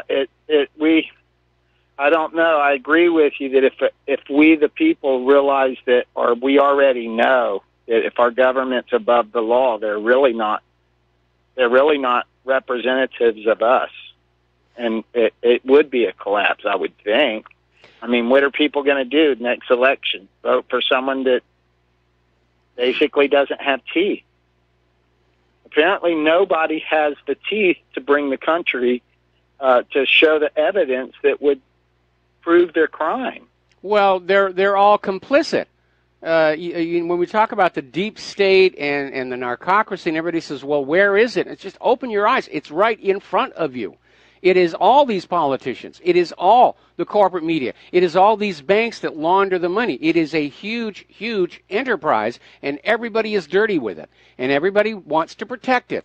They want all the money to keep pouring into their pockets. And they're perfectly okay with it. We are a nation, unfortunately, being run by drug lords. And we're hardly the first. Yeah. We're hardly the first. Colombia went through that. Look at Sicily and their problems with organized crime corrupting their government. Look what we went through during Prohibition and how corrupt it became. Yeah, and I would think that, well, I'm almost certain of it, that all of our government buildings have symbology in them that could offend people. I mean, I'm sure that the Senate has symbology, the way it's built and stuff like that. I'm sure everything does. I'm offended by those fascist symbols right there on either side of the podium in the House of Representatives. What are those? Well, if you look at a photo, it's basically a representation of a bundle of sticks tied together with an axe blade coming out of it. And these are painted gold, but it's a Roman symbol for fascism. And a lot of people look at that and they don't realize they're basically broadcasting that, yes, Western capitalism is a fascistic system. Yeah, I mean, if we're going to bring something down, let's bring that down first. I mean, let's tear that all apart. Look at the symbology on the dollar bill. I mean, that's the worst that there could be, I would think. The all-seeing eye and all the symbology of that. Well, that's a slippery slope because people will see things, the same symbols, and interpret them different ways. In fact, there's a wonderful opening sequence on Angels and Demons that illustrates that exactly. What is one person's symbol of evil is another person's symbol of goodness, and we shouldn't be ripping things down based on one person being offended. We'll be right back. Thank you for the phone call. Aloha, America. Welcome back to the show, and I'm going to step back into this issue about the Confederate memorials and demonizing the Confederacy. And as you know, there are actually laws with very stiff sentences or fines for disturbing war memorials of U.S. veterans. You can go to jail for a very, very long time. And what most of these whiners, these Black Lives Matter, Antifa people don't seem to understand is members of the Confederacy are, by U.S. law, considered American military veterans. This was set into law many times. The Congressional Act of 1900, the Congressional Act of 1906 by the 17th Congress in 1929, and U.S. Public Law 85-425, Section 410 of May 1958. Those people on those Confederate monuments are U.S. military veterans, and they are protected by law against having their monuments defaced. A little bit of trivia is you'd be amazed how many very prominent Americans had Confederates in their family tree. Remember Army Lieutenant General George Patton, World War II? His grandfather was Colonel George Patton of the Confederate States of America. President Theodore Roosevelt's uncle was Confederate States of America Chief Foreign Agent Captain James D. Bullock. President Woodrow Wilson's father, Reverend J.R. Wilson, was a chaplain for the Confederacy. So it's not like it's an us and them. These are all Americans. And they had a disagreement with the way the federal government was exceeding its constitutional limits. And they tried to do something about it. And Lincoln decided, we're just going to go on down and give them what for. They're not allowed to just leave. So he whipped up the issue of slavery and lied the Union into a war of conquest. And Lincoln himself had written that if he could have saved the Union without freeing the slaves, he would have done that as well. All right, let's take a phone call. Mo in Florida, aloha. Welcome to the show. What's on your mind? Hi, Michael. Thank you for taking my call. I hope I'm not too off topic, but it kind of involves Trump. I wonder if you remember, we're about the same age.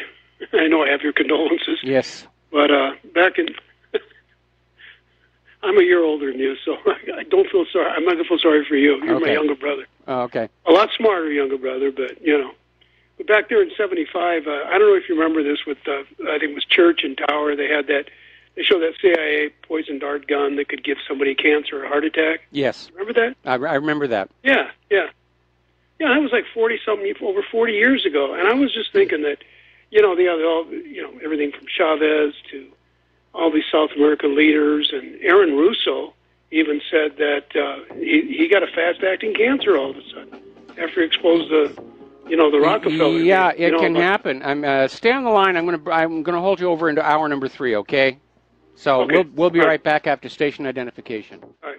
Aloha, America. Welcome back to the show here, and hour number 3. The phone lines are open, 800-313-9443.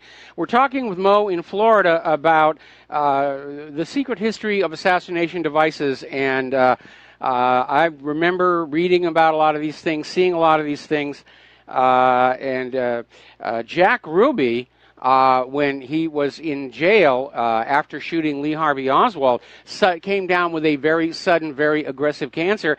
And he was telling people that right after his imprisonment, some guys had come on in and held him down while somebody shot him with a needle.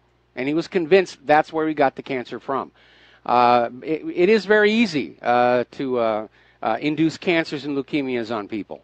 No, I'm not going to tell you how, so deal with it. Anyway, Mo, the possibility that these Russian ambassadors are being assassinated by covert means, obviously the one 8 months ago wasn't very covert. He was simply shot dead.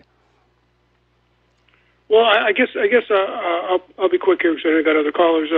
This was back in 75, and they had this thing could shoot a dart, I'm reading, the width of a human hair, and a quarter-inch long, could penetrate clothing, was almost undetectable, left no trace. They couldn't even hardly feel it. And that was back in 75. My only question is that I just amazed, if they really wanted to take Trump out with his age, hey, he's older than us, Mike. Mm-hmm. I mean, they would take him out any time with all these swamp creatures around him. He can't be that protective. He could be. This thing's advanced so far since then that he could give him a fast-acting cancer anytime they want. So, in my opinion, and this is why I'm asking you to get your opinion on, is they must not want to take him out. Well, first of all, you're making an assumption that the CIA can walk into the Oval Office carrying this device. And with 2 layers of security, the Secret Service Protective Detail and Trump's private security detail, that's simply not going to happen. That dart gun has a very limited range. You have to be within like 5 feet of your target to use it, and obviously it's going to be visible. As I understand, well, I don't want to go into the details of what was inside that gun, but it's not something that's going to lend itself to miniaturization all that much. Again, that was over 40 years ago, Mike, and Bob Marley put on a sneaker. It had a little wire in it. I don't know. I'm not trying to give anybody. Of course, it doesn't matter what I think. I'm just saying in my opinion, I don't think they really want to take him out. Otherwise, they would, because that's 43 years ago. And the technology right now with nanotechnology and everything would make it so, I mean, come on, Moore's Law, right? Well, let me ask you something else here. What do you think would happen in the streets of America if President Trump was assassinated, which is what you're talking about here? I think that could trigger a real civil war. Nobody's going to believe the official line on how Trump died because we've been lied to so many times, and we've had all these liberal Democrats and even the corporate media screaming for months about how we need to assassinate Donald Trump. If it actually happens, the American people are going to start going after those people who were calling for assassination, with tar and feathers. Yeah, but 71 years old, cancer, fast-moving cancer. People I wouldn't believe it. Like you, I wouldn't believe it. I wouldn't believe it. I wouldn't believe it in a too, second. Sure. Be just like 9/11. I switched on I got awakened by a phone call from somebody saying turn on the TV, and I turn on the TV. The building's coming down, and I'm looking at it and saying government op, definitely government op. Same thing if something happens to Donald Trump at this point. Yeah, but we're the minority, Mike. I mean, you woke a lot of people up. You have, but I think 90% of people are still asleep. They would just think his age. I'm just saying that. Well, I'll let you go, look at the percentage of Americans are now aware that John F. Kennedy was in fact the victim of a conspiracy. More than half. And it took a long time to get there, but again, these days people are just much more aware. I think the reason we're not seeing something like this is just fear on the part of the deep state that it could in fact trigger a mass uprising of the American people against every politician, against every banker, against every corporate media. They're already saying he has, Mike, they're already saying he has dementia. They could give somebody dementia too. They're just saying it. They're just saying it. They're casting around for something that the American people will buy into, and no, we're not going to buy into it, especially looking at last year's campaign. If there was anybody up there that had dementia, it was Hillary Clinton. It certainly wasn't Donald Trump. I'm sure you're optimistic. I want to believe your optimism, but something tells me that it's just too easy with the technology now and the improvements. So, okay, Mike, well, thank you. I appreciate it. I'll let you go. Thanks. All right, thanks an awful lot. We're going to switch over to Chet in Michigan. Aloha. Welcome to the show. What's on your mind? Well, Mike, thanks for taking my call, and thanks for the fantastic work that you do. Just wanted to say just a couple of things. First of all, I've been woke, if you will, for about 3 or 4 years. I am an African-American who have voted Democratic all my life.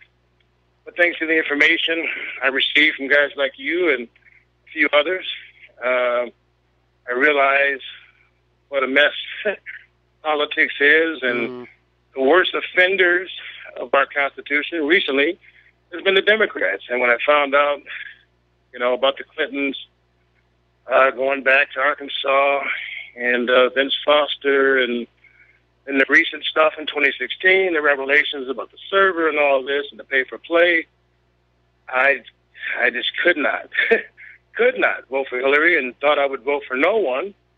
But then Trump's message, America First, it resonated with me. I love America. And like you, a little disappointed at the route he has taken. This last speech, I don't know if it's the very last one, but the one where he talked about basically the troop increase without saying it, was a little disheartening as well, and he's probably been co-opted. But we did have a little hope for a while, and who knows, maybe he'll wake up and, get back to business. But this deal with the statues and all this, the Soros-funded people and, the mass media, they're trying to pull black folks into this mess, quagmire, if you will. Mm-hmm. And I'm encouraging, sensible people to stay out of this because it really is a contrived issue. Mm-hmm. The statues have been there for 100 years, 150 years. But what was about to happen was that metadata information, I believe, was about to explode and was going to blow the whole Democratic strategy out of the water. And so they needed this diversion, which they got, which developed in about the last 10 days or 14 days. And it's sickening. Everybody has jumped on the bandwagon, and that's the conversation of the day. I say let's get back, to what's really important, and that's, holding our leaders, responsible for their actions. And so I won't stay on too long because I'll talk forever. But I do appreciate let me say the few words that I did, and I just want to say that finally that it is sickening this racial mess they're trying to create. Yes, it is. But And, it's already backfiring because regardless of which side you're on, most Americans are looking at the behavior of these people. They don't want to be identified with them. The Antifa, Black Lives Matter are making black people look bad. The hired actors with the Nazi flags over on the other side are making white people look bad. I think the grassroots is just going to pull on back and relegate these people to the group, to the status of a fringe group, not representative of the general population. And again, it's amazing that they tried to do this because remember all the riots they kicked up following Trump's victory? And they were out there screaming, we're going to resist and everything. And the more they screamed and the more they broke windows and the more they assaulted people, the less and less public sympathy they got. And the same thing is happening here. I don't sympathize with the people on the white side of this argument because of the way they're behaving or the way they're being paid to behave. I don't sympathize with the people on the other side of the argument because of the way they're being paid to behave.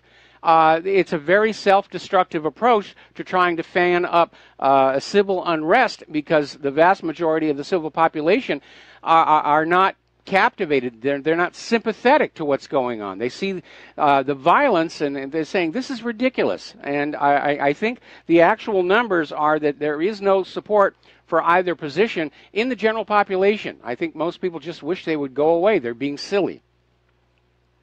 And Mike, the only thing that's going to help is for the general population to become more educated. I've learned about the central banks and the IMF and the larger picture, and the fact that there is a faction that want to destroy America. I mean, there's no doubt about it. I mean, we're being corrupted through movies, through all kinds of cultural bombardments. Freedoms for this, freedoms every weirdo in the world, and it's taken us away from who we are, what the Constitution states, and we're really going to have to get back to basics, and we're going to have to only do that through education. I mean, that's the route. Yeah. You have to be informed, and that's where you come in, and I'm doing my part too. Just today, wife's coworker in distress about this whole mess, and I told her she needs to understand who's behind it. She needs to understand who George Soros is and what his agenda is and what kind of guy he is. When he was a teenager, he turned on his own people, in Russia, and he said he did what he had to do. That gives you a big sample of his character. And he said he didn't even feel bad about it. I mean, we've got that interview on the front page of whatreallyhappened.com right now. Where Soros was saying, yeah, he helped the Nazis round up Jews, and he doesn't feel bad about it at all, and he made a lot of money off the deal. Yeah, and so that's a kind of heartless force, that we're dealing with, and it's kind of hard for good people to get into that kind of mindset to even understand. So it's a tough job tough job we have.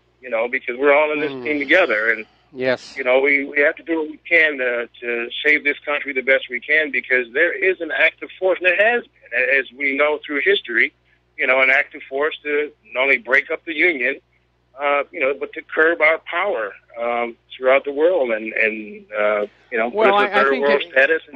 I think it's more a case of the New World Order. Somewhere along the way, to get the one world government, the United States does have to be shattered and brought down. I don't know that we're at that stage yet, because the New World Order still needs the U.S. military might to go on out and bring the rest of the world to heel. But it does seem to be accelerating. Anyway, Chet, we're going to let you go here. We're going to do a quick shout-out now to our on-air affiliates who are just now rejoining the network, and we're going to go right back to the phones to Keith in Montana. Aloha. Welcome to the show. What's on your mind? Hey. Well, I've been trying to pick on you on Skype, but you won't answer. But anyway, I sent you some good articles. One is on New York Times, an 1860s article about Cuba. And we're back to the same issue of slavery and stuff, how it was used to basically take over Cuba's commonwealth. And but what I actually called for, Mike, was this. We have a government that allows Israel to do what it wants in Gaza, to let the Saudis do what it wants in Yemen. And as a flashback, they have allocated the use of drones in America. Those in power will do anything. They don't care how many people they kill, destroy, whatever, to push their agenda. And that's the real issue here is, like, Trump couldn't drain the swamp fast enough, and apparently it's been plugged. And this entire scenario that we see today is that deep state. And as you had mentioned in your other previous caller, that thing about the data, the metadata, this may be the entire portion behind that, is that people that are in those dark realms of that deep state see their exposure coming more and more, and yet we still see the divisions here. And to pardon the word trumping, but they are trumping the actual legal issues behind those people that should be quislings, that should be in jail. Yes. For their crimes. Absolutely. And it's all about control and power. And yes, we have seen in past history where tyrannical regimes are willing to see huge segments of their population destroyed as long as it makes the survivors obedient slaves afterwards. Right. You know, one other thing, Mike, I think Twitter was one of the best inventions there for people around the world to be able to share their news stories and instant videos and stuff. But when you see the wonderful black people in our country here, a lot of them that I grew up with, that era, they've realized that this is not a racial thing. This is intentionally trying to divide people. Yes. Because we all used to work and play and have fun together. They got over all the stuff in the past. And the premise of removing statues and whatever, well, if you remove that past, then there's no way to fall back on it and say, well, you guys did this. Well, what? Show me. All the history's gone. Yeah. If you erase history, then you're basically inviting it to happen all over again. That's exactly it. Anyway, I sent you a couple of good news articles, too, okay? But anyway, my best to you and Claire, okay? All right, thanks an awful lot. And, yes, I do see them in my inbox. And obviously, because I use Skype to communicate with RBN, I can't accept a Skype contact during the show here. All right, next phone call, Jim in Portland. Aloha. Welcome to the show. What's on your mind? Yeah, I was listening to your show yesterday. You were talking about Teslas. Yes. Those batteries, the batteries in those cars will never be able to be charged as fast as you were talking about. It's just the chemistry, and it would destroy them. And, no, I understand that, but they're talking about developing a new battery with new chemistry that could take a charge much more quickly. I mean, think about an electrolytic capacitor. How quickly that can be charged. And then you can drain it off through a resistance bridge. And basically think along that line, an approach like that would actually work. Right, but these cars, and also you've got to think about also coming upon a supercharger station where there's a line. Over the weekend, a lot of people got a rude awakening about their electric car when they pulled up to these chargers. They had nowhere else to go, and they're out of a charge, and they needed a charge, and there's a 3-hour line just to get to the plug. So a 45-minute charge became a 4-hour charge. Why didn't they charge them at home? Yeah, they've taken road trips. These cars were sold with the idea that you could just stop anytime you wanted at one of these supercharger locations and top up.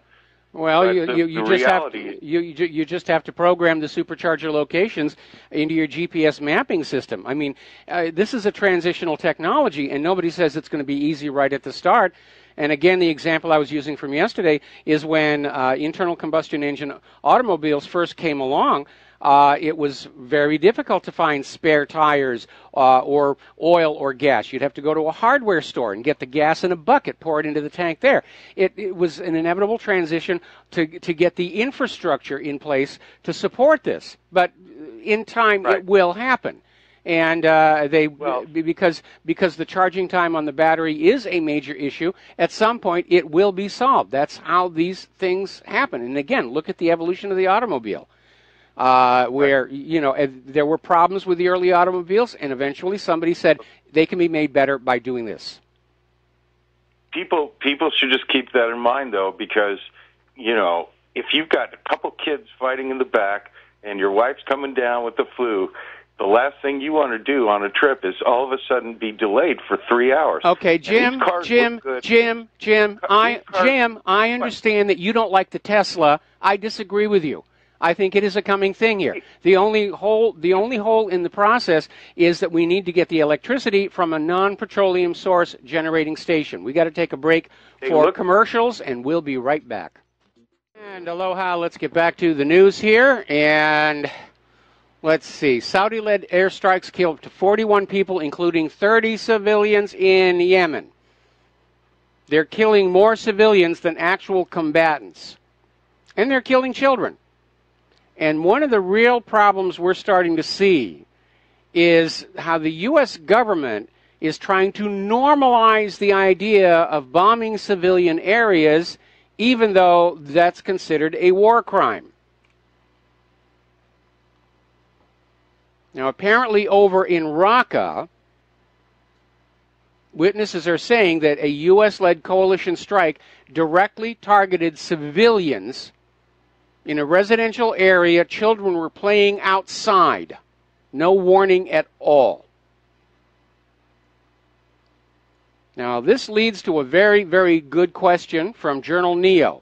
Is there, in fact, any difference between those who are victims of terrorist attacks and U.S.-led air raids? And certainly from the point of view of those on the receiving end, I can't see that there's any difference at all. But it is amazing to see the corporate media just cry those big crocodile tears when there's a Barcelona or something like that. And then when we get these reports about the thousands upon thousands of civilians being killed by the United States government, cost of doing business. Apparently Rachel Maddow is already out there just drooling over all the wealth we're going to get from Afghanistan. Moscow is getting ready to prepare for a response as the U.S. hits Russians with more sanctions over North Korea.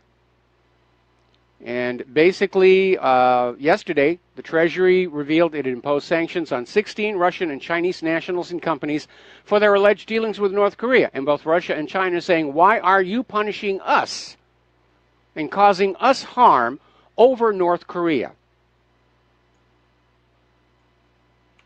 Being recklessly applied here. Apparently,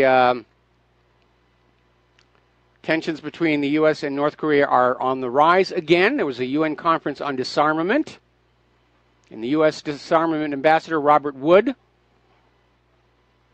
was out there screaming about the growing threat of North Korea, saying we will use the full range of capabilities to deal with North Korea. So we know who the warmongers really are here. Now, you know these United States-South Korea military drills that are taking place off the coast of the Koreas right now? For the first time ever, they include drilling a scenario for a nuclear exchange. They're practicing playing with the big bombs. And that is going to ramp things up for North Korea here. According to Sputnik News, the U.S. is planning to send 100 additional F-35 Joint Strike Fighters to the Korean Peninsula to support allies in South Korea and Japan against the nuclear and ballistic missile threat posed by North Korea. That's assuming they don't crash first. And I can't imagine that South Korea and Japan are that reassured by the F-35s, given their poor performance.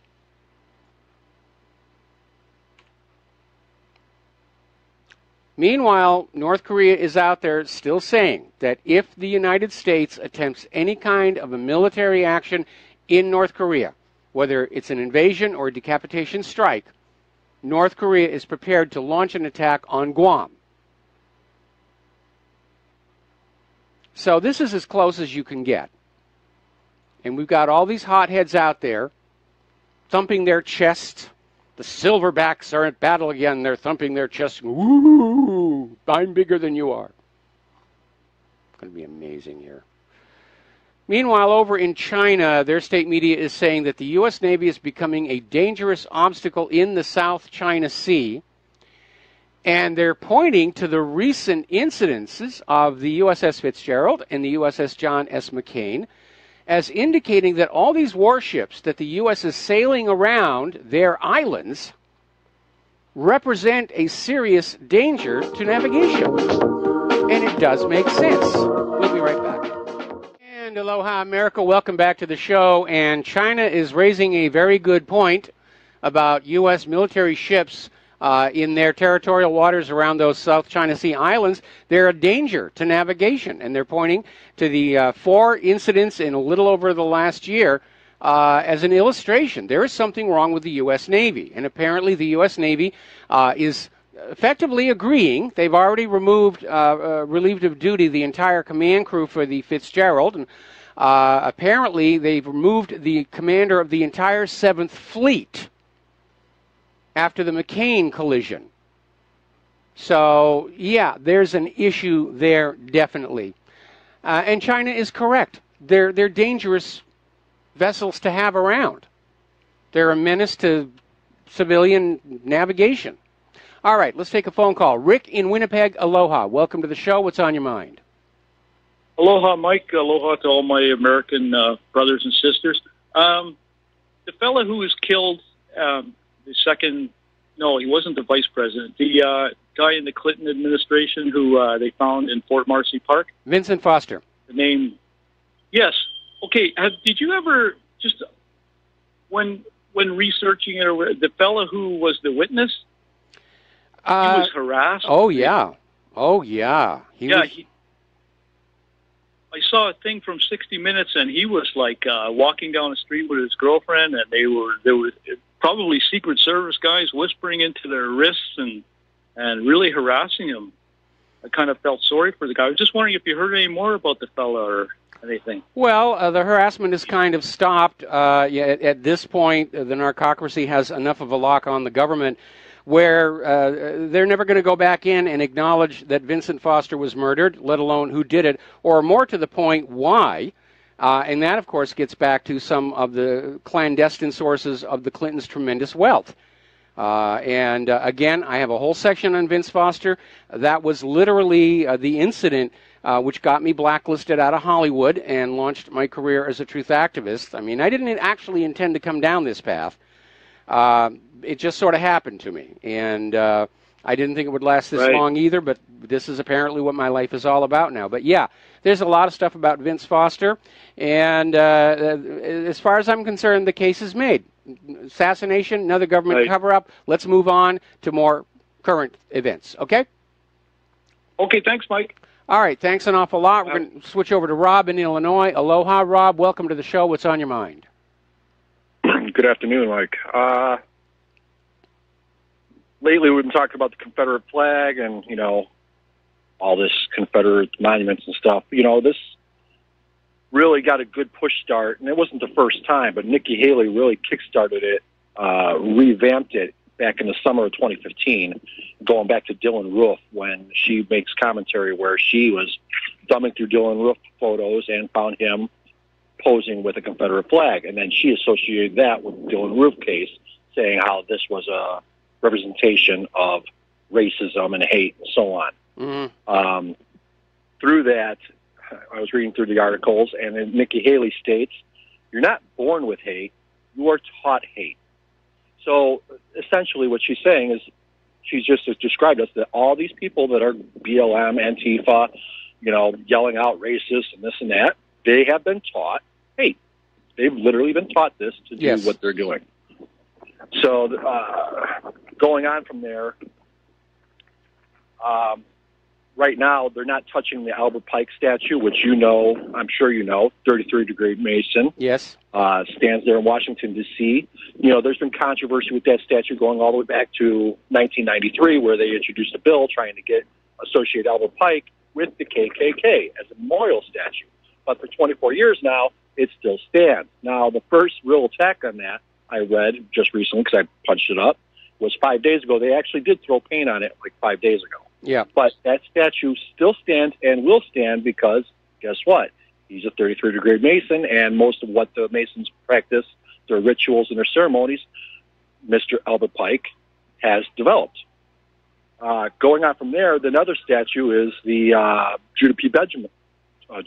Benjamin, yes, who was in the Confederacy, and I'm going over, I'm sure is Jewish. He was I don't know, help me out here. Judah P. Benjamin was with the Confederate Army. He ended up in the end abandoning the Confederacy and stealing all their gold. What brought down the South's war because they were defunded. And then he ran off to England, and he was associated with the Rothschilds and so on. But that statue has not been touched, which is 10 miles southeast of New Orleans, standing outside of the library. Another interesting point, did you see the article where it was I was going through Drudge, that Confederate sales have gone up, Confederate flag sales have gone up with the last manufacturer of Confederate flags? I would not at all be surprised. It's the banned in Boston effect, and even though obviously my personal family ancestry was with the Union, I'm starting to think maybe I want one of those things as well, just to make a point. We grew up with Dukes. Well, you're a little bit older than I am, but I grew up with Dukes of Hazzard. You know how they pretty much canceled. They banned Dukes of Hazzard off TV, right? Yeah. When I was a kid, I'm a 70s child. In the 80s, I used to every Friday night I was watching Dukes of Hazzard at 7 p.m. And then I'd go out with my friends. But I stood home to watch the Dukes of Hazzard, and then I'd go out with my friends. Yes. That never made me. The Dukes of Hazzard never made me want to be hateful. It never wanted me to commit crime. It never wanted me to, be against or prejudice against anyone. It actually made me want to get a hot rod and be a good old boy. You know what I mean? And have a hot babe hanging around you. That's absolutely right. Yep. Daisy Dukes, right? Yep. No, but yet it's banned, even though it was pretty much an innocent show, or even though they jumped a shark in the end. I remember one of the last episodes I ever saw the Dukes of Hazzard, they introduced a UFO. Where there was a UFO sighting. Yeah, that was that show's Jump the Shark moment. I mean, basically the producers of that show, the reason they were able to do what they did is they literally found a city that was getting ready to do a complete overhaul of their police department, and they were selling all their existing police cars in a single lump at a really bargain basement price, and that's where they got all these cop cars that they could wreck episode after episode after episode. But after watching episodes of police cars get wrecked, and let's be honest, it was kind of a video TV attempt at copying what was that Burt Reynolds movie and Sally Fields, the one about the rum running. Smokey and the Bandit. Smokey and the Bandit. Yeah, that's basically what it was. It was inspired by Smokey and the Bandit. And, of course, when they started running out of that stock of very cheap police cars, they started having to get a little more creative, and eventually the show ran out of story content. Well, they switched characters in the end after the actors. I don't want to talk about Dukes of Hazzard, but they switched characters. Yeah. They switched the cast out because they actually wanted royalties, figuring out how much they were making off of the merchandise, and then they switched the characters out to be their cousins and blah blah blah. The show ended. But moving on from there, can I ask you a question? Yeah. I know you know the answer. I know the answer.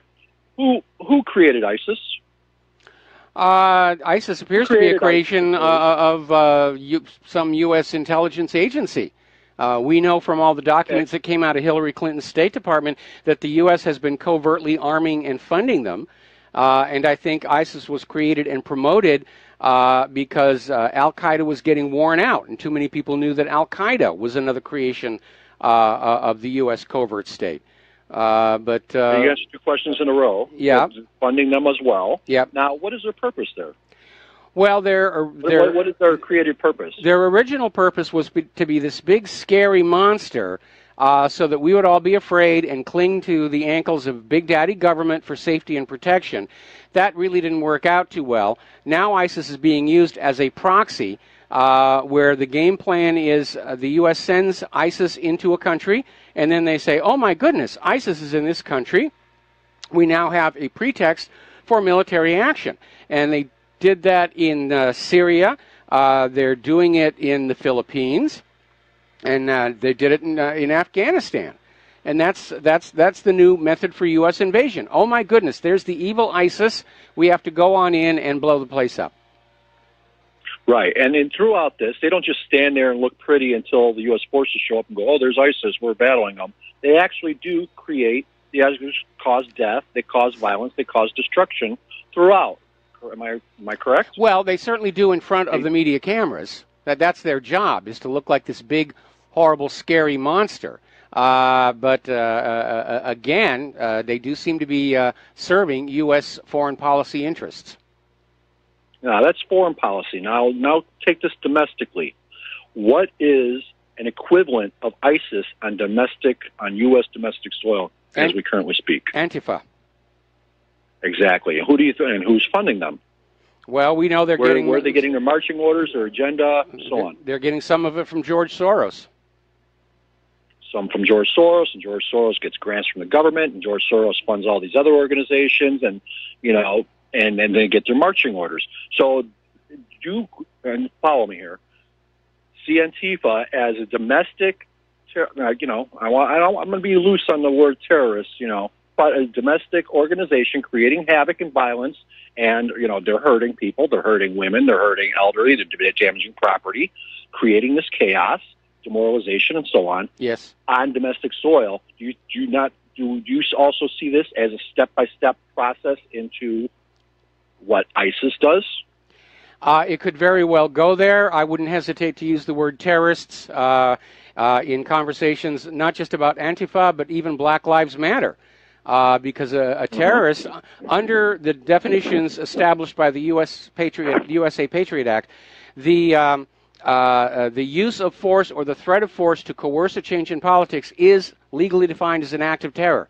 So when you have these people who are out there with their baseball bats saying, you'll be a racist, we're going to take the statue down, that's an act of terror, legally. And I'm still waiting for the White House to respond to that petition, which apparently has soared way over the minimum number of signatures required. Well, last night it was 215,000 and counting. Yeah. So, Mike, this stuff is not just about, it's not about statues or whatever. This is literally about erasing America's identity completely, because basically they want to invade. They want to create a new nation under, I don't want to put labels on it. I don't know. I'm not sure yet. Let me interrupt here because we're running out of time here. I'm not sure we know what their agenda is right now. I think it is foolish to assume that the agenda being served by ISIS in other countries is going to be the same throughout those countries or the same as Antifa here. Certainly civil unrest appears to be a major goal here, and even the United Nations is saying that they're concerned that there is going to be civil unrest here in the United States of America. And maybe that's what they want, declare national emergency, suspend the Bill of Rights, shut down the independent media, or again, playing the race card, as they were out there saying earlier. They want to make people ashamed to vote GOP next year. I'll end it with this for now, but the first thing these invaders when they go into these countries and they take over the government and whatnot, the first thing they do is tear down their statues and their identity. Their statues, their monuments, their leaders, and of course, harass and create havoc out in the public. So that is what's happening here in a more subtle manner. There's no bullets flying, but they're doing it in another manner until until something changes. Okay. I'll let you go. I appreciate the conversation. All right, thanks an awful lot. We're going to let you go. And before we take another phone call, I got an interesting email from somebody who appears to be very knowledgeable on the subject of battery technology. And apparently there is something out there that's brand new. It's called aluminum ion batteries, and a cell can be fully charged in 1 minute. It has 10 times the energy delivery rate of lithium cells. Now, it's still in a very early stage of development, and it's heavier than an equivalent lithium battery, but I'm sure they'll be able to engineer that down. And apparently the real advance in this technology is the electrodes are made of graphite foam, which allow the ions to pass through the cell at a much higher rate. And there's the open door to a rapidly recharged electrical car. So good for them. All right, back to the phones here. Apostle in New Jersey. Aloha. Welcome to the show. What's on your mind? Aloha, Mike. Mike, I know you're very big with NASA and astronomy, but I just want to let you know the mainstream media lied to you. Okay, imagine my shock. Well, I have an inside, whatever, from in the DNC, whatever. It really wasn't a lunar eclipse. It was Putin's Death Star that happened to go across the sun, and that's what you witnessed. I thought you were going to tell me that Putin hacked the sun. No, he didn't hack it, whatever. That was his Death Star that went across Star there, whatever. It wasn't anything, but this is what the Democrats... this is what the Democrats want you to know. Okay. Well, I do appreciate the input, and thank you very much. We're going to take one more phone call. Then we're going to close the lines because I got a bunch more stuff. I'm way behind on the talking points. David in Texas, aloha. Welcome to the show. What's on your mind? Hey, Mike, I was just having a thought when you were talking to, I think it was a caller before the last one. Yes. Is it possible that Antifa is the same as putting all the Muslims into Europe, but knowing that the United States wouldn't take that, so they created their own Antifa here in the States? Just a thought that I had. Well, most of Antifa, first of all, you have to subtract out the ones who are being paid to be there and be the ringleaders. Most of what remains appear to be U.S. citizens, disaffected, easy to exploit, and I'm not seeing a tremendous amount of overlap between Antifa and the migrants coming on in. I think the migrants are probably going to stay away from that kind of a situation out of concern that they could be deported. Yeah, but that's why they created the Antifa in the United States, so that they couldn't do that. More of a homegrown invasion kind of thing. Well, it was just about it. Okay, well, yeah, I'm not seeing it, but thank you very much for the phone call. We're going to let you go. We're going to close the phone lines here, and I'm going to get back and get some news done before the end of the program. Now, the Pentagon has just awarded some major contracts to Boeing and Grumman for a new generation of intercontinental ballistic missiles. They want to basically replace the arsenal of Minuteman III missiles. They're 45 years old. It's time to get new ones with chrome and all this other stuff. We'll be right back. And aloha, America. Welcome back to the show here. Last segment of our program today, and we're talking about how the Pentagon has awarded contracts to Boeing and Grumman for the next generation land-based ICBM. And they're talking about how the Minuteman III is 45 years old, which technically is true until you remember that it is always being updated, repaired, upgrades. You know, it's not like it's just been sitting in the silo for 45 years, but they want a complete new replacement. There are right now about 450 Minuteman IIIs in service. It did peak at 1,000 earlier in its career, and the program is expected to cost a total of $85 billion. Now, not everybody is happy that the U.S. is out there wagging its nuclear missiles around anymore. And Martin Schulz, who's head of Germany's Social Democrat Party, and he's running against Angela Merkel in this next election, is saying if he wins, if he defeats Angela Merkel in the next election, he is going to tell the United States to remove all of their nuclear warheads from Germany. Because while they're there, Germany is inevitably a target in the event of a Russian-United States nuclear exchange. And they don't want to be that. Okay, now then, getting into the economic news. Boy, I was way, way behind in the talking points here a little bit. All right, let's get into the computer stuff here a little bit. The FBI is reportedly advising companies to ditch Kaspersky applications, and the U.S. Defense Department drops Kaspersky from all their related electronics, which is kind of weird. I think it's one of the best products out there. And certainly being a Russian company is the least likely to be compromised by U.S. intelligence agencies. If you're buying computer security software that's created inside the United States, there's a guarantee there's a back door in it.